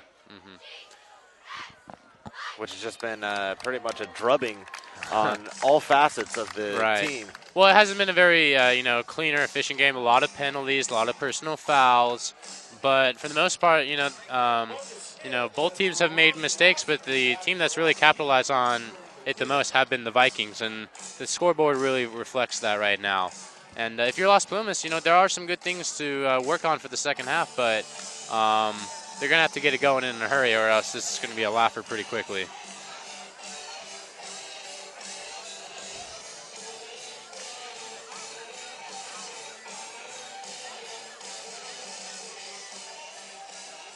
And as we sit on the home side of the field here, I think the fans are getting tired of cheering all the time because they quieted down pretty quick after that touchdown. I think they're just ready to grab some nachos for halftime. Yeah, almost as hungry as I am, I'll tell you what. And as they stand up here on the home side, and they're going to kick it off, and it's going to be a squibbard on the middle of the field, and it looks like Osby's going to pick it up, and he's going to go nowhere, and he's going to be brought down just about the 17-yard line, and it's going to be 1st and 10 from there. And so with 4 seconds, that is going to end the half. Well, that's the end of the first half of play with the PV Vikings leading the LP Thunderbirds by a score of 28-0. We'll be back in a few moments to the PlayOnSports.com halftime show. Don't go anywhere. It's Friday Night Football on PlayOnSports.com, your destination for high school sports.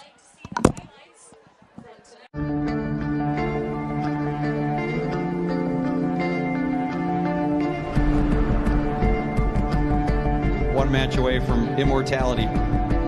This is a total team effort. We're going to try to dictate to you what you're going to do on both offense and defense. We're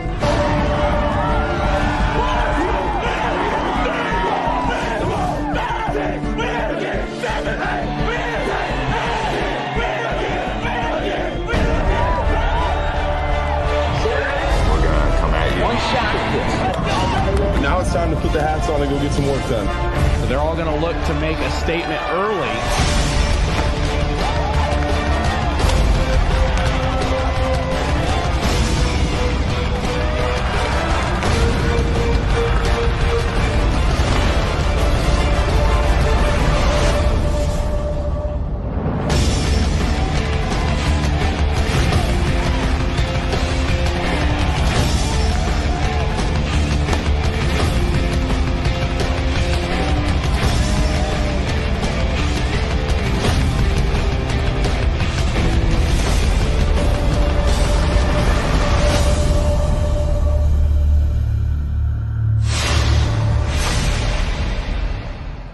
.3:16 left to go in this ball game. I formation, 3rd and 3 from the 45 of the Wolverines. And this time, holy cow! Dion almost hands it to the Westview player. He's going to run this to the 5-10. Touchdown, Wolverines! How did that happen? That was Snyder. Holy cow! He was in the backfield before the running back could even get the handoff. He took the handoff from Dion. He took the ball right out of Dion's hands and just holy cow! Can't say I've seen that one very often. Snyder comes shooting in from the A-gap. I think Dion froze when he saw him. He's ready to hand off to his running back. He froze when he saw him and just let him have the ball. 12 seconds to go. Oh, you could hear a pin drop. 5, 4, 3, 2. Get the snap off. Last play of the game. Brewster rolls right. Gets away from 2 sacks. Dons win. Sack at the 20-yard line. What a game. And number 40, Lucas Zinder with the game-saving sack. And there is heartbreak on one sideline and a jubilation on another. Offset eye for the Grizzlies as Keeney takes it under center. They'll send a man in motion, pitch back to Bird on the sweep. Bird finds a seam. He might go, folks. 20, 15, 10. Drags a tackler. Touchdown! Bird goes 38 yards for the touchdown on the sweep. One more snap is all it's going to take. And there you have it, folks. Your 2011 Division I Sac Joaquin section champions, the Granite Bay Grizzlies, as they defeat Pleasant Grove 30-24. Jacqueline Williamson. Her serve is over. Dug by Holt. Giblin going back to Holt near side. Cut shot. Kept alive. Back and one by Cathedral. And this one is out as Castanon Hill sends it wide. And the Cathedral Dons have won the title 16-14 in Game 5. Thomas with the ball, swings it out to Norris. Cameron Taylor tried to block that one away. Norris with a strong take, blocked by B.J. Anya. Huge block. Robinson leading the break the other way, gets it to Grant. Slam dunk Jeremy Grant off the feed from James Robinson. What a play by the Stag. Runner at third is Chavez. 8-2 the score. Bottom of the seventh. The 1-2. Popped in the air. This should do it. Cortopassi says it's mine. Now he's fading on it. And he can't make the catch. But Gaff comes in from center field and does.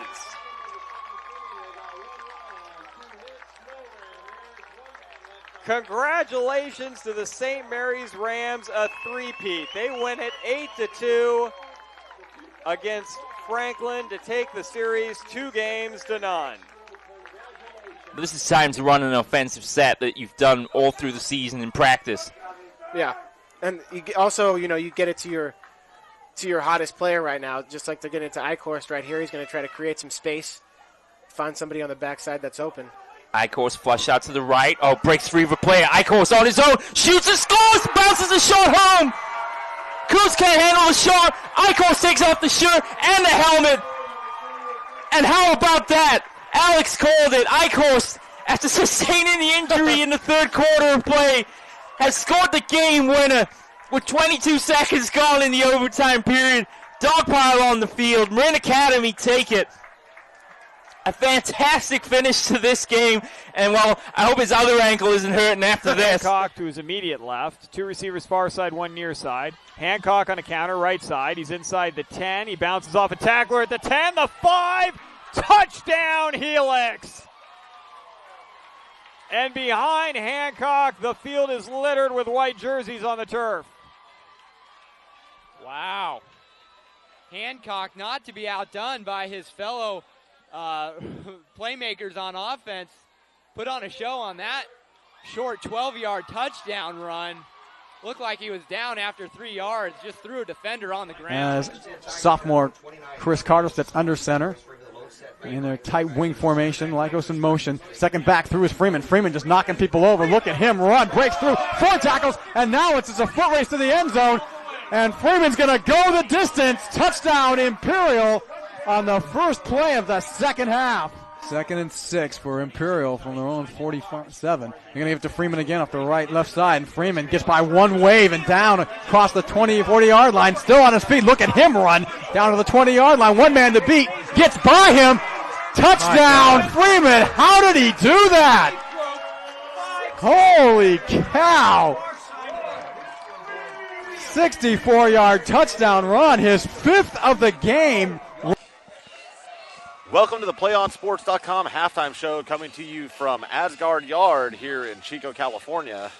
I'm Frank DiRienzo alongside Nick Dobis. Our halftime score is the Vikings leading 28 and the LP Thunderbirds trailing by a score of 0.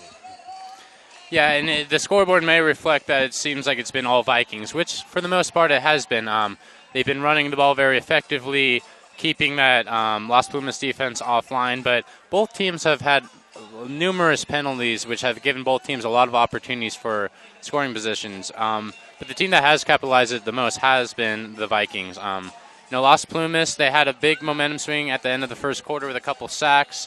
Their offense got a few breaks towards the middle of that first quarter. Actually had a nice drive down to that goal line, but just couldn't convert. But a couple nice touchdown passes to Henderson and Dearmon, and then Savercool also has been a pretty cool customer with 2 touchdowns as well.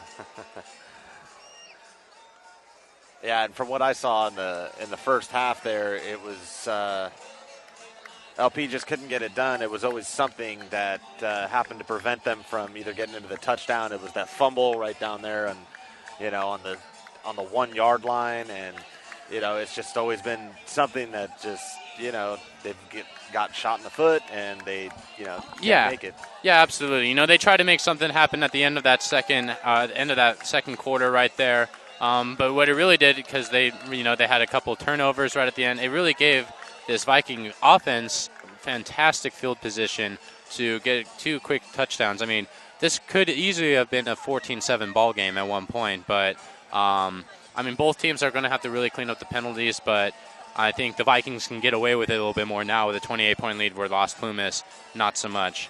And this Las Plumas team, they gave up about 290 yards on the ground last week, but that's with Corning only completing one pass. So you knew the Vikings were going to come out and run the ball on them, but they have shown some good pass rush, and I think they could potentially make some plays and get back into this thing, but they're going to have to do it pretty quick, or because this Vikings offense is just going to keep on rolling. Right, and what I noticed near the the end of the first half there is that both teams are starting to talk a little bit to each other, and they're starting to get physical. Yeah. So this second half should prove interesting. Yeah. Well, yeah, both teams getting a little chippy out there. Like I said, these are 2-0-1 teams. Both teams really want to get that first victory on their mark, and it is going to get a little bit chippy. But you know what? You got to play as a player. You got to play within yourself and realize that a penalty can really hurt your team, especially if you're Las Plumas. You can't afford any turnovers or penalties in the second half if you want to climb back into this. Well, that's going to do it for the PlayOnSports.com halftime show. Friday Night Football will return in just a few moments with the start of the second half right here on your destination for high school sports, PlayOnSports.com.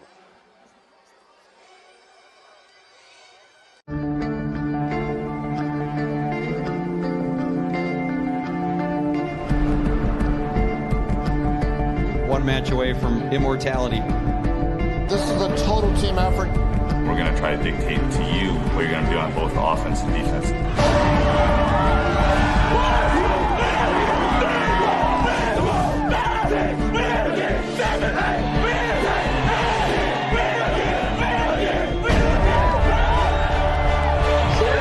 going to come at you. One shot.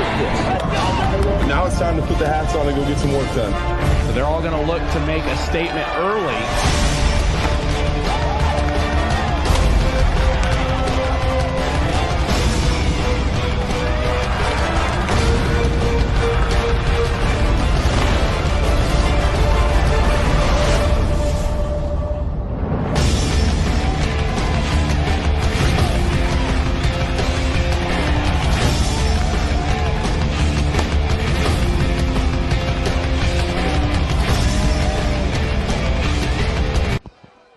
Daniel, can you hear me up there? Yeah? You've been checking?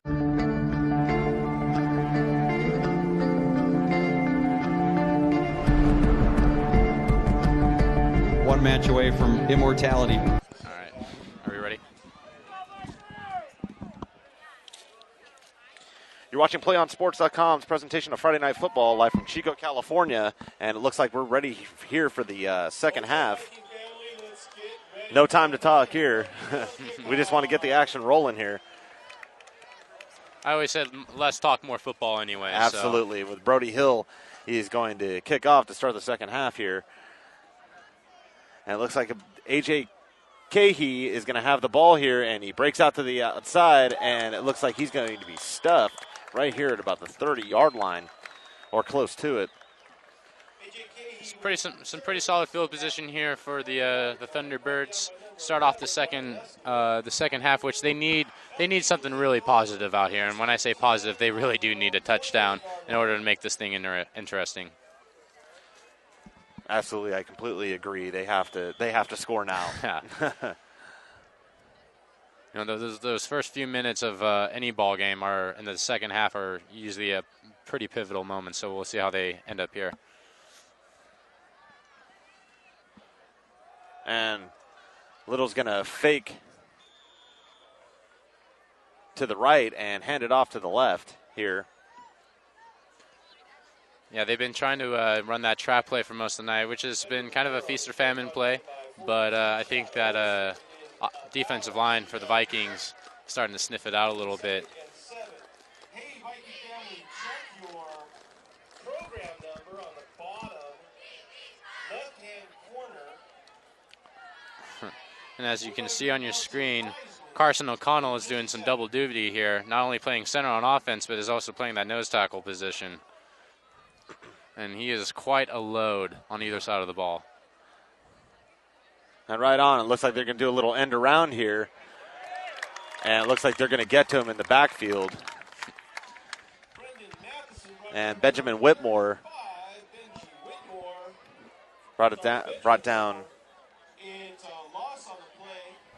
Yeah, those end around plays can be can be rewarding or they can end up just like that. They're really long developing plays, but I mean they could set up for something bigger later. But they're going to need a big play here on 3rd down. And that was Brendan Matheson with the loss there, and it looks like it's going to be about 3rd and 15 here.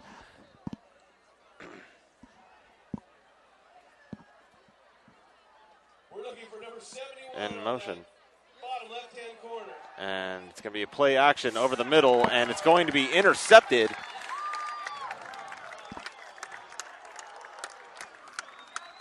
By Riley Andrew.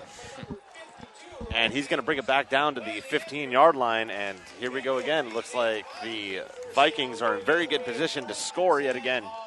Yeah, that's the 3rd pick of the evening for this Viking defense, and once again, outstanding field position for this Viking offense.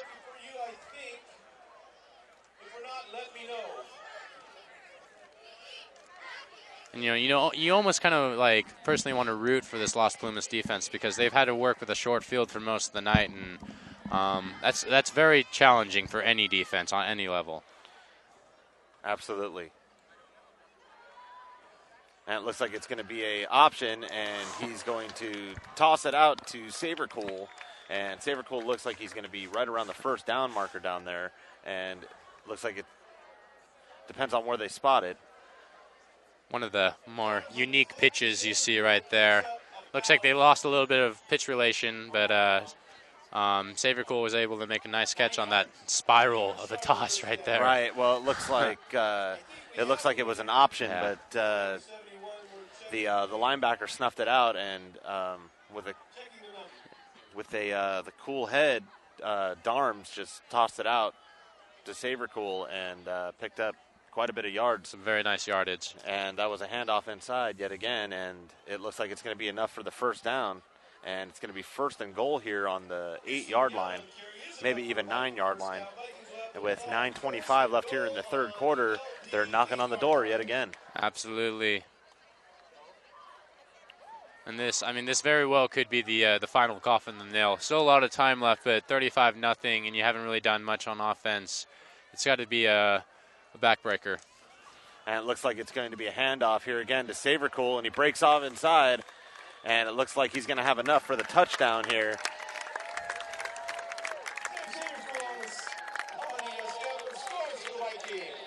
And that's going to be the Vikings' 5th touchdown here. And 3rd by Sabercool on this play. Nice vision on that run there. Stayed patient, followed his blockers right in the end zone. So he's having a heck of a ball game here tonight, that's for sure. And if you're Las Plumas, you got to be kind of lost out of the words here and got to have something absolutely positive on this upcoming drive.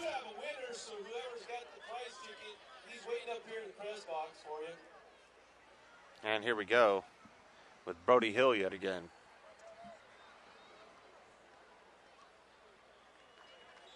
And the kick splits the uprights. And that'll put the Vikings up 35 over the Thunderbirds. And they have nothing. And it looks like we're going to start this other drive here with about 9 minutes left in the 3rd quarter. It'll be interesting to see if Little comes back under center. 3 picks, two consecutive picks if you count the 2nd quarter as well. But maybe Coach Morris will keep him in there. This could be a good learning, developmental game for him. But he's got to make some better decisions with the ball because it's hurting his team right now. Absolutely, and if you're the Thunderbirds, I don't think you're thinking about winning the game so much, but I think you're trying to prevent that shutout. Yeah, absolutely. And if you're a Viking, you're definitely looking for that shutout. Especially on the defense, it's a huge mark of pride. Right. So let's see if Las Plumas can crack that goose egg on the scoreboard in the next 2 quarters here. Okay, and as the home fans stand up here for yet another kickoff, Brody Hill, and he boots it. And it looks like it's going to be near the end zone there. And it's going to be returned, and he's going to be met just about the 12-yard line.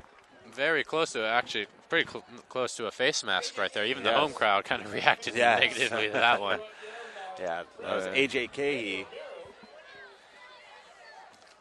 But we haven't seen a penalty yet in the first few minutes, so that's a good sign Right. for both teams. And it was Brandon Romero with the tackle there.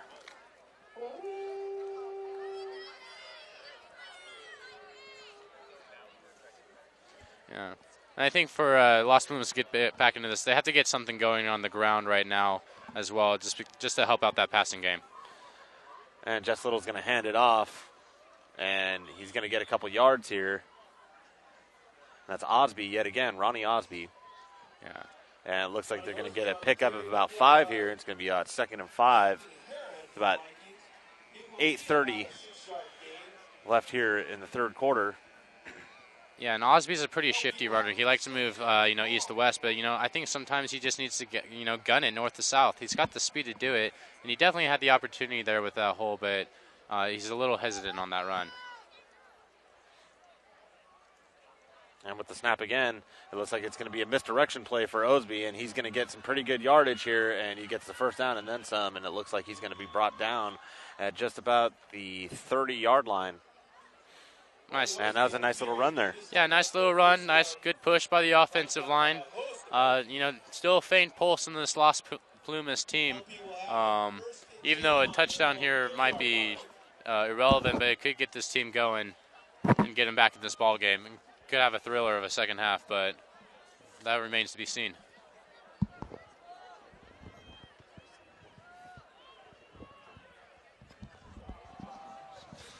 And it looks like it's going to be Osby on the outside here, and it looks like he's going to pick up just about 6 or 7, and it looks like the football came out, but they're going to rule him.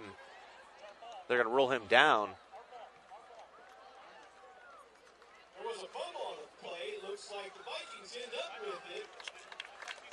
Oh, actually looks like they did change. And it looks like it's going to be a change of possession here on the fumble. Well, if you're Coach Morris, if you're watching films on Saturday or Sunday, Monday with your team, turnovers have been the main driving force to why this team is down 35-0 right now.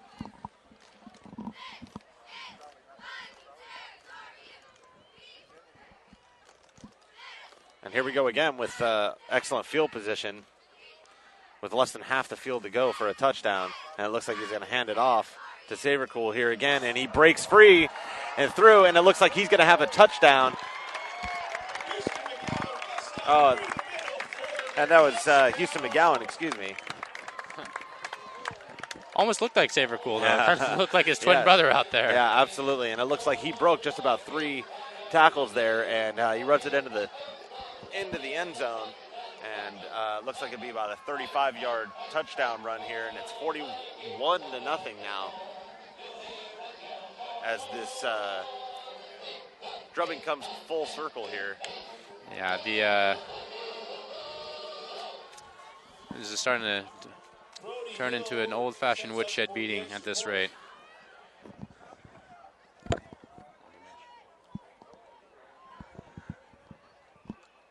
And Brody Hill with the kick. And it splits the uprights, and it's good. It is now 42-0.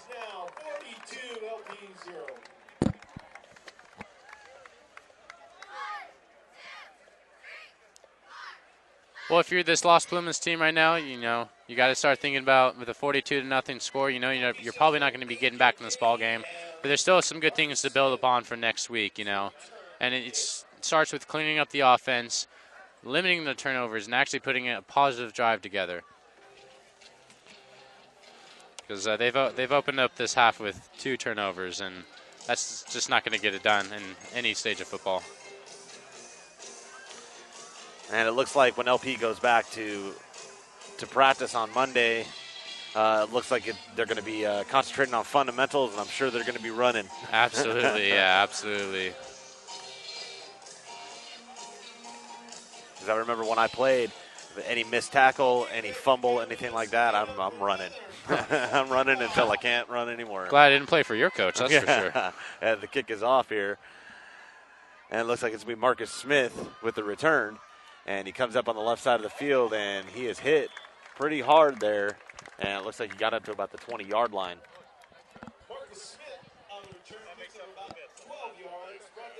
It was about a 12-yard return.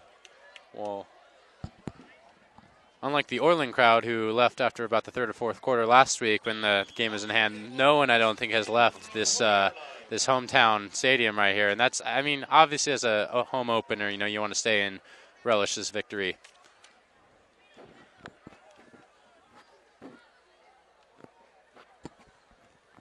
Yeah, absolutely. I mean, it is completely, every single seat is filled except for our little area here. And it looks like Little's ready to go here. And he pitches it out to Osby here, and he's going to be stuffed. And it's going to be very little gain, if any.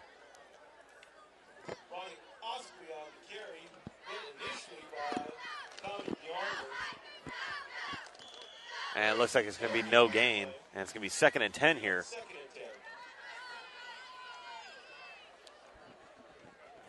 Now, I know you're little, you still have those 2 interceptions in the back of your head, but you know, if you're going to want to get back into this ball game or at least put up a respectable score, you're going to have to think about putting it up in the air here.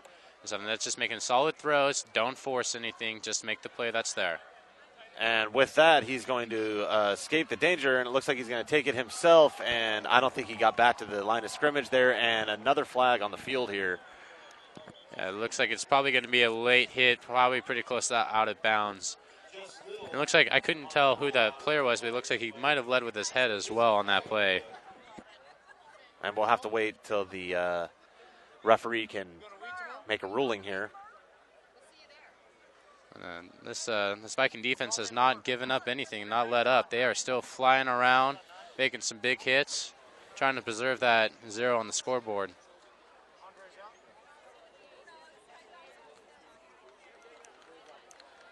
And after discussion, the penalty is going to be waived here. So no penalty, so that'll bring up 3rd and 10. One of the few flags that's been picked up this evening. Absolutely.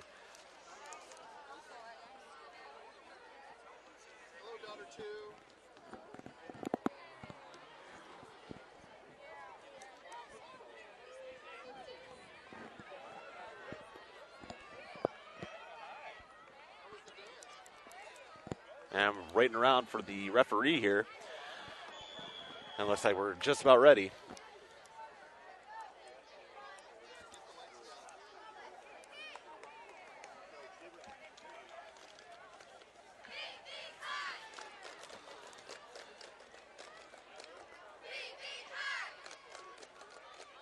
And here we go. It's going to be a fake to the left and a handoff inside. And it looks like the ball came out. And we'll have to see who recovered it here. And it looks like another turnover by this LP Thunderbirds team who's, well, I mean, the Vikings' best offense have been, or the Vikings' best defense have been the LP's offense. Absolutely. Because, yeah, they've been shooting themselves in the foot all game. And here we go again with yet another turnover. And you know, when it rains, it just seems like it pours. And that's a 3rd straight turnover for this Las Plumas offense. And they have just been completely dismantled in the second half.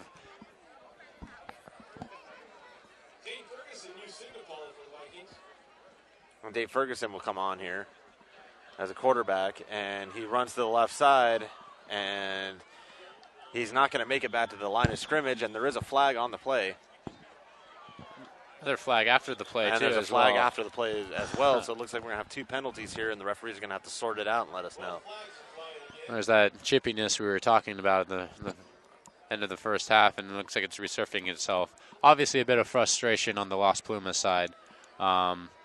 You know, you just have 3 consecutive turnovers. You're frustrated, but you still need to play within yourself and, you know, respect the sportsmanship of the game. But let's see what the officials decide here. It might be offsetting. It looks like Carson O'Connell will be pulled out of the game. He had a very nice ball game playing both ways, and looks like he's going to be enjoying the rest of this game on the sidelines. And it looks like it's going to be a holding call on the Vikings and an unsportsmanlike conduct as well. So that's going to bring it back just about 25 yards.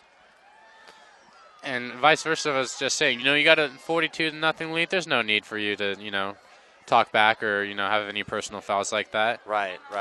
That's inexcusable. Keep playing hard, but, respect the game as well. Right, absolutely. That I know my coach would make me run for. It's not the missed tackles, it's the little bonehead decisions at the end of a game like that. Oh, a little confusion with the chain gang there. The chain gang. They've been It's pretty. going to be about 1st and 25 here. They've been pretty busy when that Viking offense has been on the field.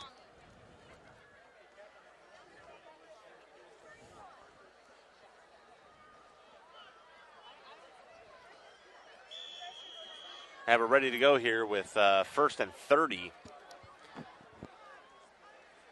And he's going to hand it off inside. It looks like he fumbled it, but looks like he may have recovered it. And that's going to be yet another loss. We've got 2nd and 30. I think he got back to the line of scrimmage here. Yeah, it looked like Connor Melton really never got his feet underneath him on that play, but luckily he got back on the ball and is able to preserve it for a 2nd down.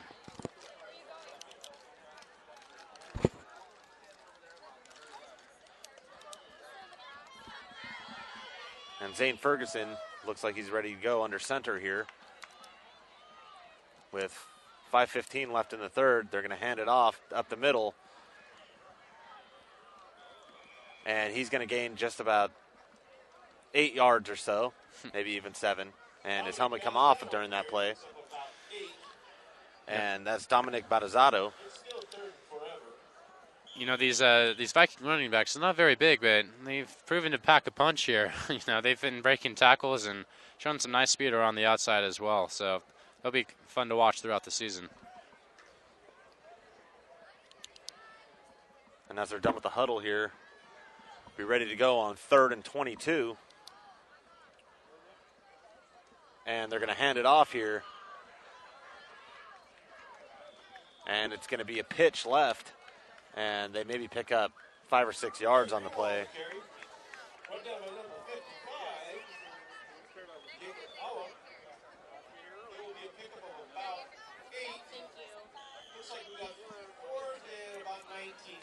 And it'll be about 4th and 19, and I believe the punt team's going to come out. As they should. There's no need to keep the offense on the field. Punt the ball away and get your defensive, your second team defense some work. It's actually going to be a field goal here, a very long field goal. Absolutely, yeah.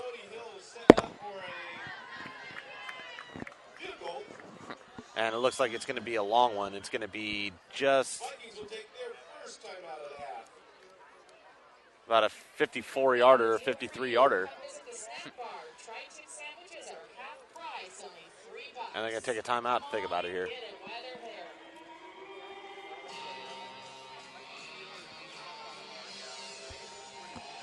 PlayOnSports.com.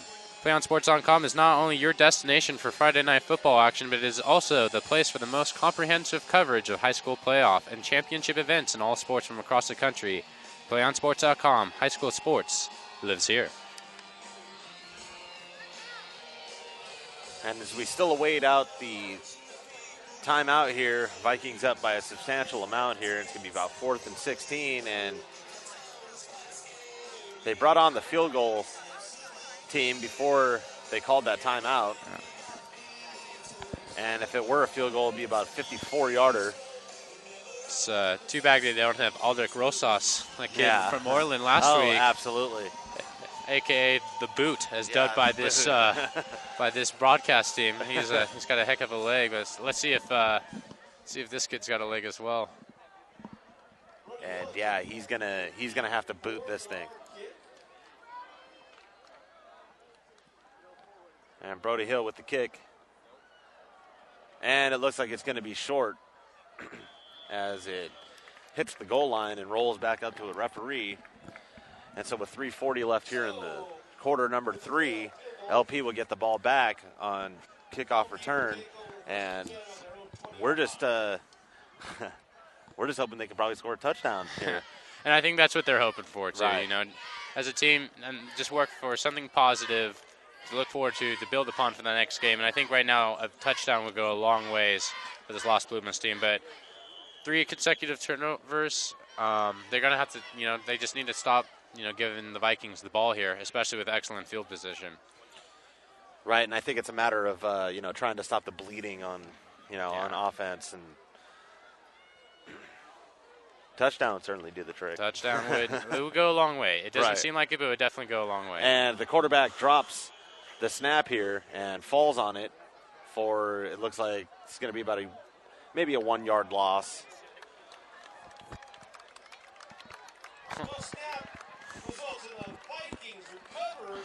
And it looks like the Vikings recovered on that play. We were blocked a little bit. That is the 4th turnover for the T-Birds this quarter, making it 6 for the game. And, I mean, if you're Coach Morris, you're just probably beyond the part of frustrated right now. Right. And I'm sure it's beyond frustration now. And what we'll take away from this game, and it's probably an offside penalty there. And that's it's just lack of concentration, even though you are down 42-0, you still have a lot of pride to play for, and they just need to lock it in and get their focus back. And as we await what they're going to call here, and it's going to be a false start against Vikings. I guess the right guard right there kind of rocked a little bit in his stance, causing Kendall Maxwell to jump into the neutral zone and knock him back.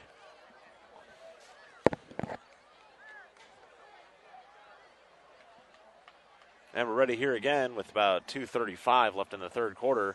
And they're going to hold it off, and there is another flag. And number 37 breaks a few tackles, and he's going to be brought down at about the 7-yard line. That was a pretty good pickup, but we'll have to see if this is brought back from the flag. Yeah, good pickup there by Garrett Greenwald, but I think it's probably going to be coming back, as you said.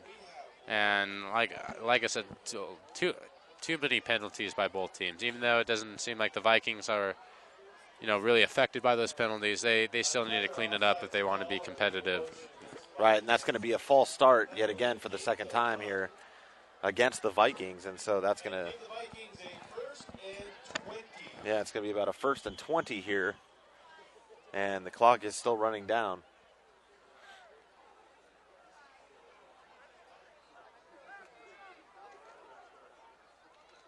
And the snap, and he's going to hand it off.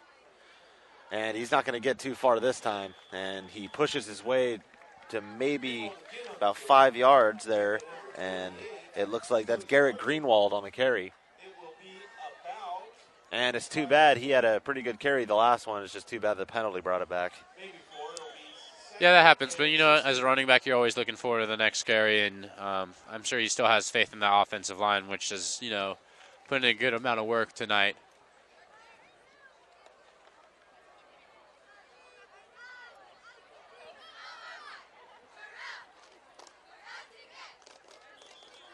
And it looks like we might have another false start here. Looks like that second unit's going to have to clean it up a little bit for the Vikings. Right. And it's going to be a false start yet again. And so that's going to push them back to where they were before. a little deja vu right there. Absolutely. And that's going to be 2nd and 21 here. With about 1:30 left in the third quarter here.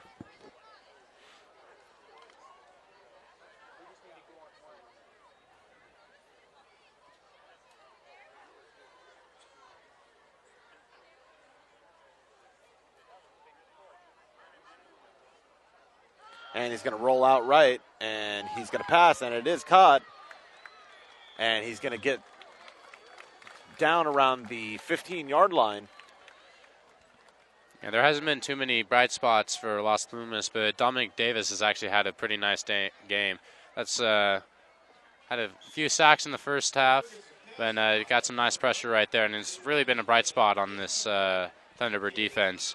But it's been kind of in vain so far tonight. And that was Bryce Johnson, who is the new signal caller here. And it's going to be 3rd and 9, maybe even 8 here. And it looks like he's going to carry with it, but he's going to lose by a bunch. And it looks like they're going to go 4 and out here and maybe even try again for a long field goal here as time is about to run out of the third quarter. And it looks like it might here. About 10 seconds left to go. Yeah, the last field goal actually had some pretty good height on it, just didn't have quite the leg. So this should be quite well within his range right here. So we'll see if he puts it right through the uprights, adding to this this already pretty substantial lead. And that will end the third quarter. The Vikings up 42-0 over the Thunderbirds. And it can't get more one-sided than that, can it? No, sir. And it's, good job by the Vikings offense, but they've been pretty blessed with some excellent field positioning. And, if you're Las Plumas, you come out of the locker room, you can't afford to turn the ball over, let alone turn it over 4 times in the same period. That's going to sink anyone's ship at that rate. But you know what? If you're a Viking fan, come out here in full force here at Asgard Yard, and they're going to go home pretty happy tonight, I'll tell you what. I'm sure of that. And, this is going to be a very nice win for Coach Cooley, who's going to pick up his first win of the season and his first win as a head coach here at Pleasant Valley. So congrats to him. And despite, missing the playoffs last year, this has been a program that's been pretty consistent over the years. According to Max Preps, they've been ranked in the top 25 ever since they've been to school here, which has been about 8 or so years. Division II champs in 2009. Highest ranking was number 2 in the section, and that was back in 07. Lowest ranking of 21, which is about an average about 8 or 9. So they've been, even though they missed off of the playoffs last year, they've been pretty consistent. And it looks like we're going to go with the field goal here and the kick. And it looks like it has the distance, but it looks like it's going to miss wide left. And so the score will stay at 42-0 here. And it looks like LP will take over at right on the 20-yard line. A little left of the senior Barcalounger there in the end zone as well. And if you're a senior here at PV, you got to be pretty happy with your team's performance as well.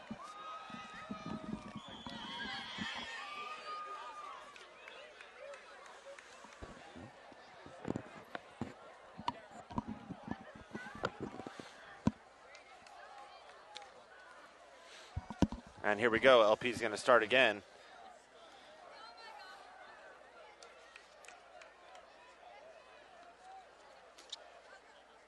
And here we go with the snap. And it looks like it's going to be a quarterback draw here, and he's going to be brought down in the backfield. Looks like they tried to go with a little wildcat option there with Ronnie Osby there. I see. So, at this point in the game, it's time to kind of open up the playbook, try some different plays you normally wouldn't try, and just get that real-time play practice in and try to, get some new plays in.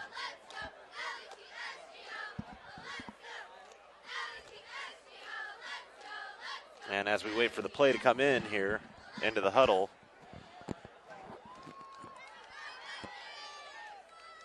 we'll have about 10:40 left in the fourth quarter. Rest of this game here on a very one-sided affair. And it looks like it's going to be Osby yet again with the wildcat option. And he's going to keep running, and he missed a couple defenders there, but it looks like he's not going to pick up more than 2 yards here. Yeah, I'm actually surprised that we haven't seen this kind of earlier in the game. It would be a kind of a good monkey wrench to throw at Pleasant Valley, especially when the game was a little bit closer. But let's see if it can continue to get him yards right here. It would be interesting to see if Osby actually ends up throwing the ball here as well. Maybe get a look at his arm. Maybe.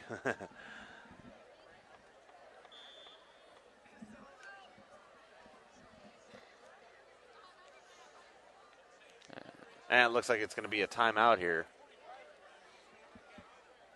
with 9:52 left to go in this game. And it's kind of amazing the shift that's happened in the stadium right now because everybody is quiet. Yeah. We're the only ones talking right now. Well, I think it's that full content feeling you have after Thanksgiving. You pound all the food and you're a little quiet. I think that's how these fans kind of feel right now. They've seen their team get their fill of points, Right. and they've just got that full satisfied feeling right now. So your theory is everybody's got the itis, huh? Actually, absolutely, absolutely.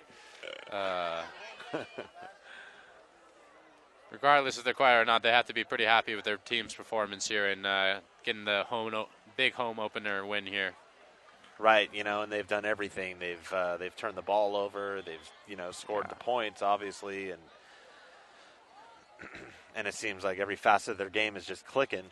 Yeah, and I mean they got a lot of. I mean they do have a lot of stuff to build on. Obviously, the penalties are one thing they need to polish up. But I mean, if they get everything clicking, they might have a chance to beat a pretty good Chico Panther team later in the season.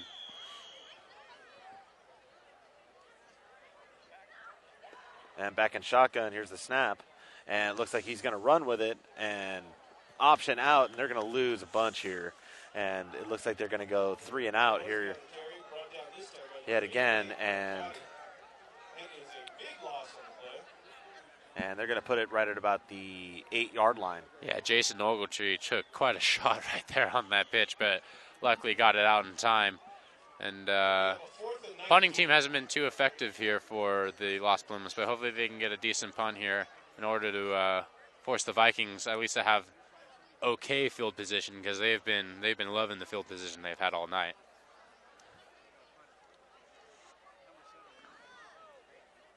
Henderson, Dominic Battezzato back deep to receive the punt.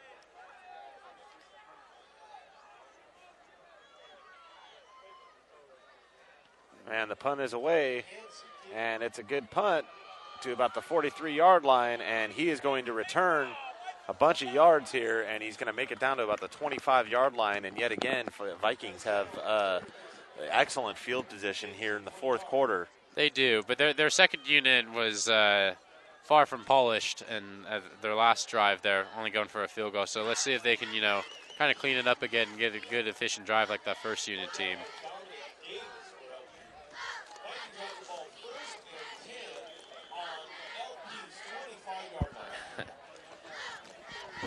It looks like Carson O'Connor with his helmet off. O'Connell with his helmet off on the sideline, definitely drinking in this nice victory as well. And it's going to be a handoff to the left side, and he's only going to pick up a couple here. And that was Garrett Greenwald on the carry. Yeah. And, it's going to be a little bit easier slope for this Las Plumas team, because they did move from the Eastern to the Butte View League, which is arguably a little bit easier league, but they still have to face, Orland, Sutter, and Paradise the last 4 weeks of the season. And all three of them are currently ranked in the top 6 in Max Prep's rankings. So they're going to, they're going to have some good games, but they're going to have to get together because they're going to be seeing some really good teams at the end of the season. And that was Garrett Greenwald again with the carry here, and it looks like he picked up just about 3 or 4 yards there, and looks like it's going to be about 3rd and 5 to go. Maybe 3rd and 4.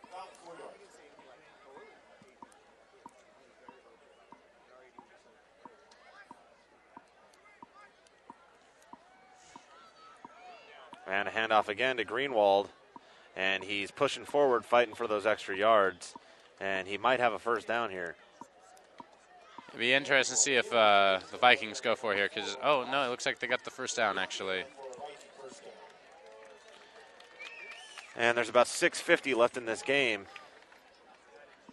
And the home team is quite quiet here. It's very surreal in these stands right now. Very much so. I think they're just waiting to go home, I think, at this point. And with 6:35 left on the clock, looks like there's a snap it here. And he's going to hand it off to the fullback here, and he's going to be stuffed immediately. Yeah. And that looked like Brian Esquivel on the carry. And they'll give him about 3 yards, so it'll be 2nd and 7 here on just about the 10-yard line. So who are you kind of liking right now for our Play on Sports Player of the Game right now? I would have to say, I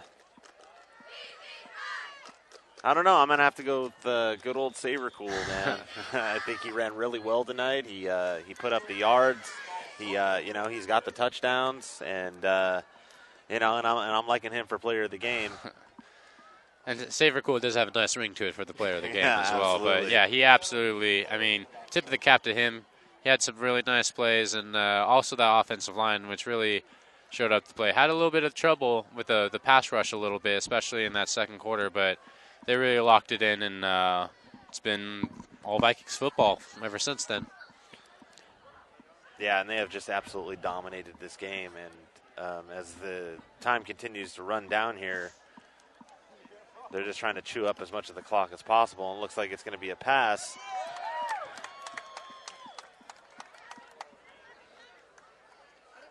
To Jake Danny there, and it looks like it's going to be just a couple of yards there, so it looks like it's going to be about 4th and 5 to go on just about the 7-yard line.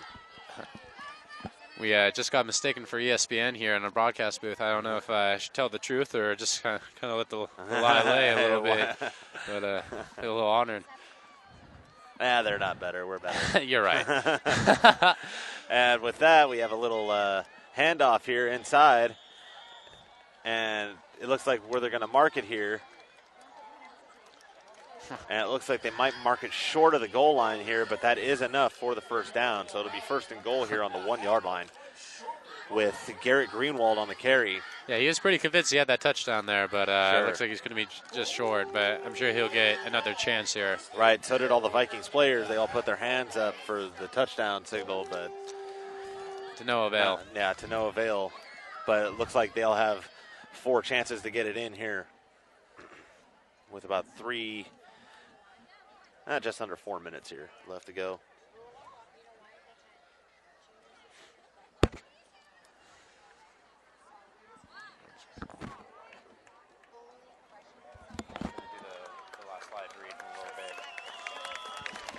And it looks like it's going to be a touchdown here. Yet again. And that's going to make it 48-0 here with about 3:24 left in the 4th quarter. And it seems like a bunch of fans are now leaving. That was the final straw there. They wanted to make sure they got that 48 on the board, just to make sure, in case Las Plumas came back here. But no, they've been pretty faithful. I've been sticking in there, and they love their football here. Great football tradition, as I said. So yeah, of course they'll watch an entertaining game. And the kick is up, and it splits the uprights, and it is good, and it is 49 points here. So it's the Vikings 49, LP nothing.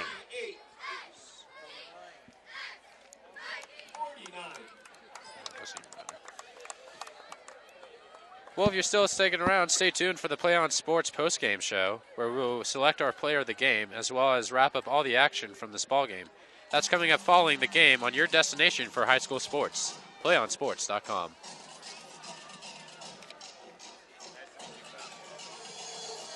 And I think we've already kind of mentioned who we think our player of the game is, but we'll get his insight on the game and see his reaction on this pretty dominant performance here. Yeah, absolutely, and we'll be sure to check up on the official stats here as well.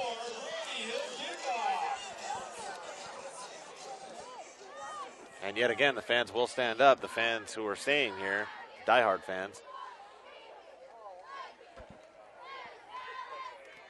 And the kick is away, and it's a good one.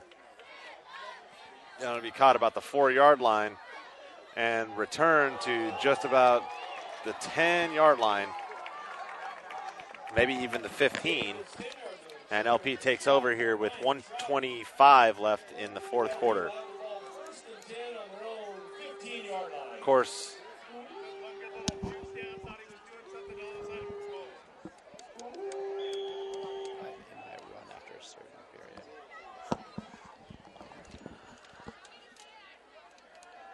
And it looks like we're about a minute to go here in this ball game. And LP's having some communication issues here on the sidelines. Well, Coach Morris told the Orville Mercury Register the other day, if we can do everything correctly, we can be a playoff team. But at this rate, they have a lot of stuff to correct if they want to get in the playoffs. But this has been a program that has struggled quite a bit over the years, and it looks like they have some athletes that can make a difference. But looks like that's going to have to get started next week. Right, and with that, he'll haul it off to the fullback, Cody Hardwick, for just a couple of yards. And with 25 seconds left here in this game, it looks like this one's going to go in the record books.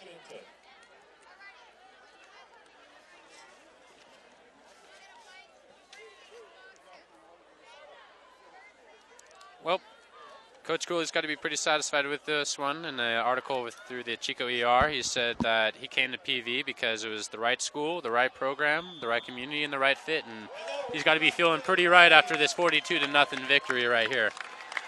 And with that, the game is over. The Vikings from Pleasant Valley win here 49-0 over the LP Thunderbirds, and that's Las Plumas from South Oroville. And be sure to stick around for the post-game show, and where we'll have the post-game show and the player of the game right after this.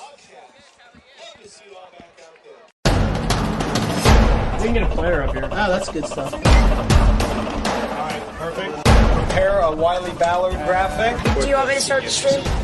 Start the stream. Camera 3. Beautiful. Oh, we're coming in on 1.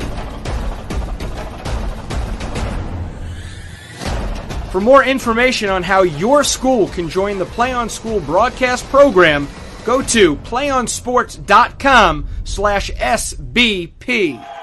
4th and 10 from the 41-yard line for St. Augustine. Kennedy dropping back to pass. Looking left, firing, incomplete, intended for Noland. No penalty flags on the field. Mar Vista will take over on downs, and Jordan Lertique will take that knee. And the Mar Vista Mariners knock off the number 2 seeded St. Augustine Saints at Mesa College in a dominating performance on both sides of the football for Mar Vista. They trailed 14-0 and came back. Again, down 2-0, facing adversity. And they've really just turned the table around since game number 3. Set an attack. Great block made back inside the Maverick zone. A chance there by Bosback back inside the Maverick zone. Ball attacked there by Bosback. A second opportunity by Bosback. Lift violation call. Winner. It's an over the neck call. Oh my goodness. Bosback reached over on the attack. A Maverick error wraps up the title for the Presentation Panthers.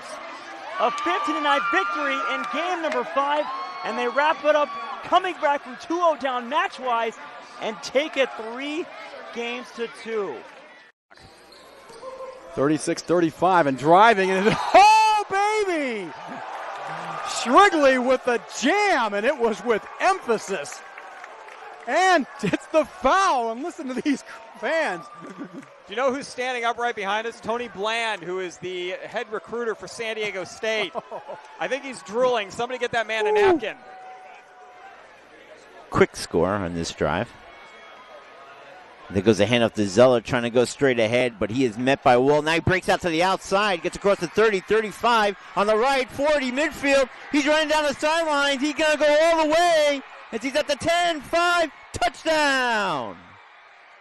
Patrick Zeller he stood up at the line of scrimmage and broke out to his left to the far sidelines, and he was in a foot race, and he went all the way for the touchdown, broke a tackle, and made it nice and showed his speed as he got outside for the touchdown. Back in the backfield to the left is Campbell.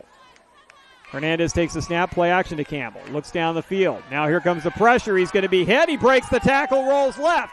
Now he's going to cut upfield. He's going to break another tackle, and then another tackle down the sideline. Gets a block inside the 5. What a touchdown!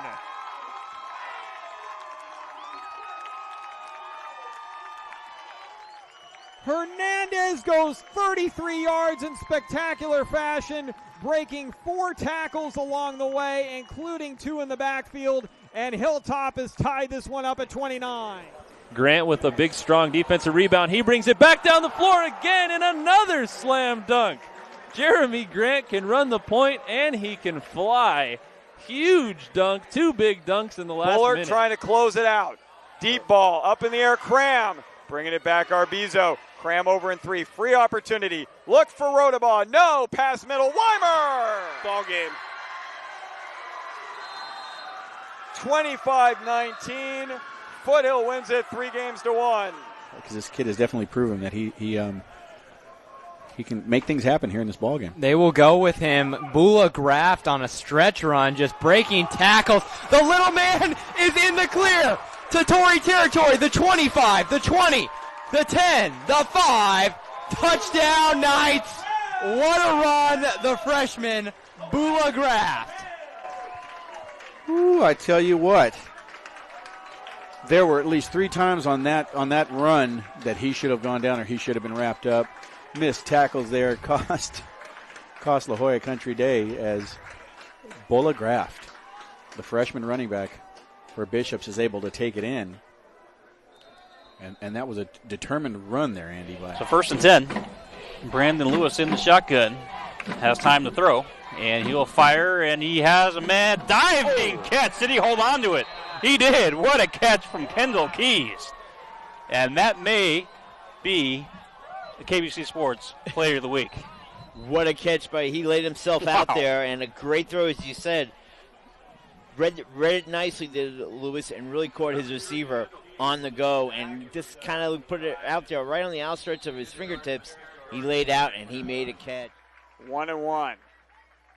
You know when a pitcher is behind an account and throws his breaking ball, he's feeling it. The pitch is going to be fisted to second base on a liner, and the ball is caught by McGrew, and Valley Christian wins the game on a Cameron Stewart no-hitter.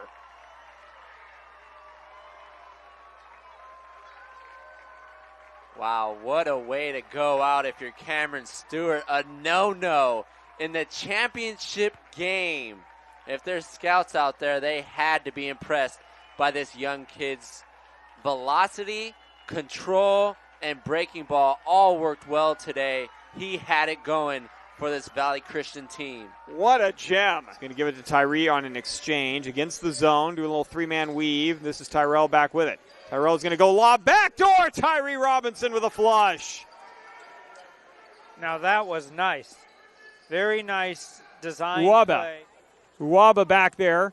Bogart takes a snap. He's going to run the play. He's going to throw. He's got a man open at the 10. It's underthrown. It's incomplete. No, or is it caught? It is a catch. Wow, juggling catch inside the 5-yard line. Moliga. Was that Moliga pulling that one in? It is Moliga. Boy, that ball was deflected by one of the Falcons, and then Moliga, he lands on the ground and pulls it in. What a catch. 3 men in the backfield, back to the wing. This time inside counter Telefaro. No, they're going to throw this one. He's got a man open. And what a catch!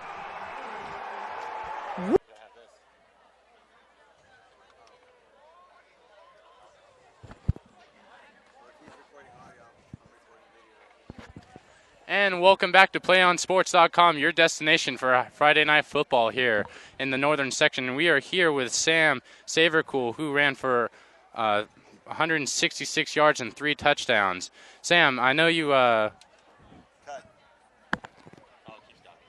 Sorry, we're having a little bit of technical difficulties here. I'm sorry, Sam. But, Sam, going into this game, you know you obviously wanted to run the ball, but what were some key things you wanted to accomplish in this game and put up the scores that you did? Well, our goal going in was we wanted to get 42 points, and we wanted to do most of that on the ground to start, and then we wanted to open up with the passing game. And the offensive line opened up holes all night, and it was there whenever we wanted it. Absolutely. Now, you know, looking at a 49-0 victory like this, there's obviously a lot of positives that you can take out of it. What are some things that, you know, kind of in reflection that you guys think you can work on in order to have a more solid performance? We just need to come out next week and work as hard as we can, as we have been.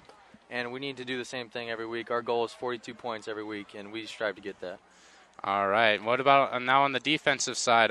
They obviously got you some great field position with a lot of the turnovers there in the second half. Now, I know the score the goal is the 42 points, but what are some defensive goals that you guys have, not only in this game, but going ahead in the season? We still need that defensive score. We want to score on defense. We want to get turnovers. We want to get good field position every time that we're on defense. All right. Well, you guys look pretty impressive for that Almond Bowl coming up later in the season. Yeah, you guys think you got what it takes to beat Chico? Yeah, we're excited, and we're going to keep working hard. Awesome. Thank you, Sam. Thank well, you. that was Sam Savercool, our player of the game here in Pleasant Valley. Once again, 166 yards on 3 touchdowns. Quite the performance. And stay tuned, and we'll get back to you for the post-game show.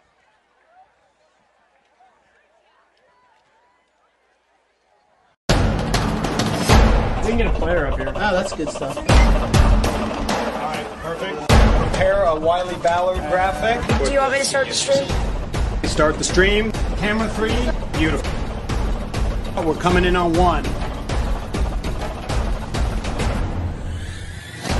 For more information on how your school can join the Play on School broadcast program, go to playonsports.com/SBP. 4th and 10 from the 41-yard line for St. Augustine. Kennedy dropping back to pass. Looking left, firing, incomplete, intended for Noland. No penalty flags on the field. Mar Vista will take over on downs, and Jordan Lertique will take that knee. And the Mar Vista Mariners knock off the number 2 seeded St. Augustine Saints at Mesa College in a dominating performance on both sides of the football for Mar Vista. They trailed 14-0 and came back. Again, down 2-0, facing adversity, and they've really just turned the table around since game number 3. Set an attack, great block made back inside the Maverick zone. A chance there by Bosback back inside the Maverick zone.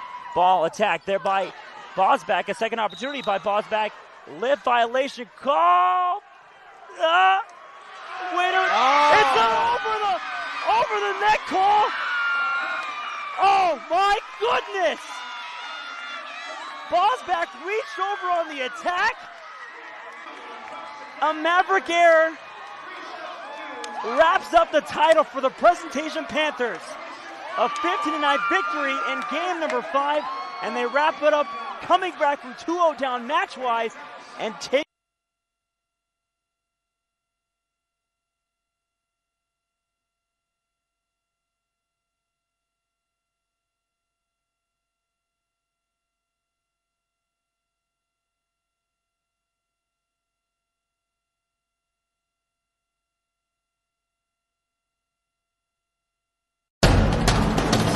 We can get a player up here. Oh, that's good stuff. All right, perfect. Prepare a Wiley Ballard graphic. Do you want me to start the stream? Start the stream. Camera 3. Beautiful. We're coming in on 1. For more information on how your school can join the Play on School broadcast program, go to playonsports.com/SBP. 4th and 10 from the 41-yard line for St. Augustine. Kennedy dropping back to pass. Looking left, firing, incomplete, intended for Noland. No penalty flags on the field. Mar Vista will take over on downs, and Jordan Lertique will take that knee. And the Mar Vista Mariners knock off the number 2 seeded St. Augustine Saints at Mesa College in a dominating performance on both sides of the football for Mar Vista. Welcome back to Chico, California, and the PlayOnSports.com postgame show. I'm Frank DiRienzo alongside Nick Dobis, and we just saw the Pleasant Valley Vikings just completely demolish the LP Thunderbirds by a final score of 49-0. And, well, what do you think? Well, speaking to our player of the game, Sam Savercool, he told us the goal was to put up 42 points, and they did that, and a little bit cherry on top as well. Pretty straightforward game plan. Came out here running the ball, and they did that pretty effectively. Las Plumas actually had some decent chances to stay in this game, especially in the first half, but couldn't quite get the touchdown there. They're in the end zone, and quite honestly, the turnovers is what really buried them at the end. Right, and from what I saw in the game, it was the turnovers, it was the lack of concentration, and it was just the complete lack of fundamentals, if you ask me. And it looks like the coach for the LP squad is going to look to go back to basics here for this next week. Yeah, Coach Moore says, there's a lot for him to, pick apart and look over with. But, like I said, they still have some pretty talented athletes on their team. Have been a program that's been struggling a lot over the years. But I think Coach Moore will be looking to turn around. And, it's tough to swallow a loss like this, but there's still some positive aspects to get out of it. If you're the Vikings, this is a nice home opener win for you guys, first win of the season, and definitely a win that could boost a lot of their confidence, and really get them back on that playoff track, which they missed last year. Well, that's going to wrap it up for our here at Asgard Yard in Chico, California, where the Pleasant Valley Vikings defeated the Las Plumas Thunderbirds 49-0. We'd like to thank you for joining PlayOnSports.com's coverage of Friday Night Football from right here in Chico, California. Be sure to check on PlayOnSports.com for information and leaks to all of our upcoming broadcasts.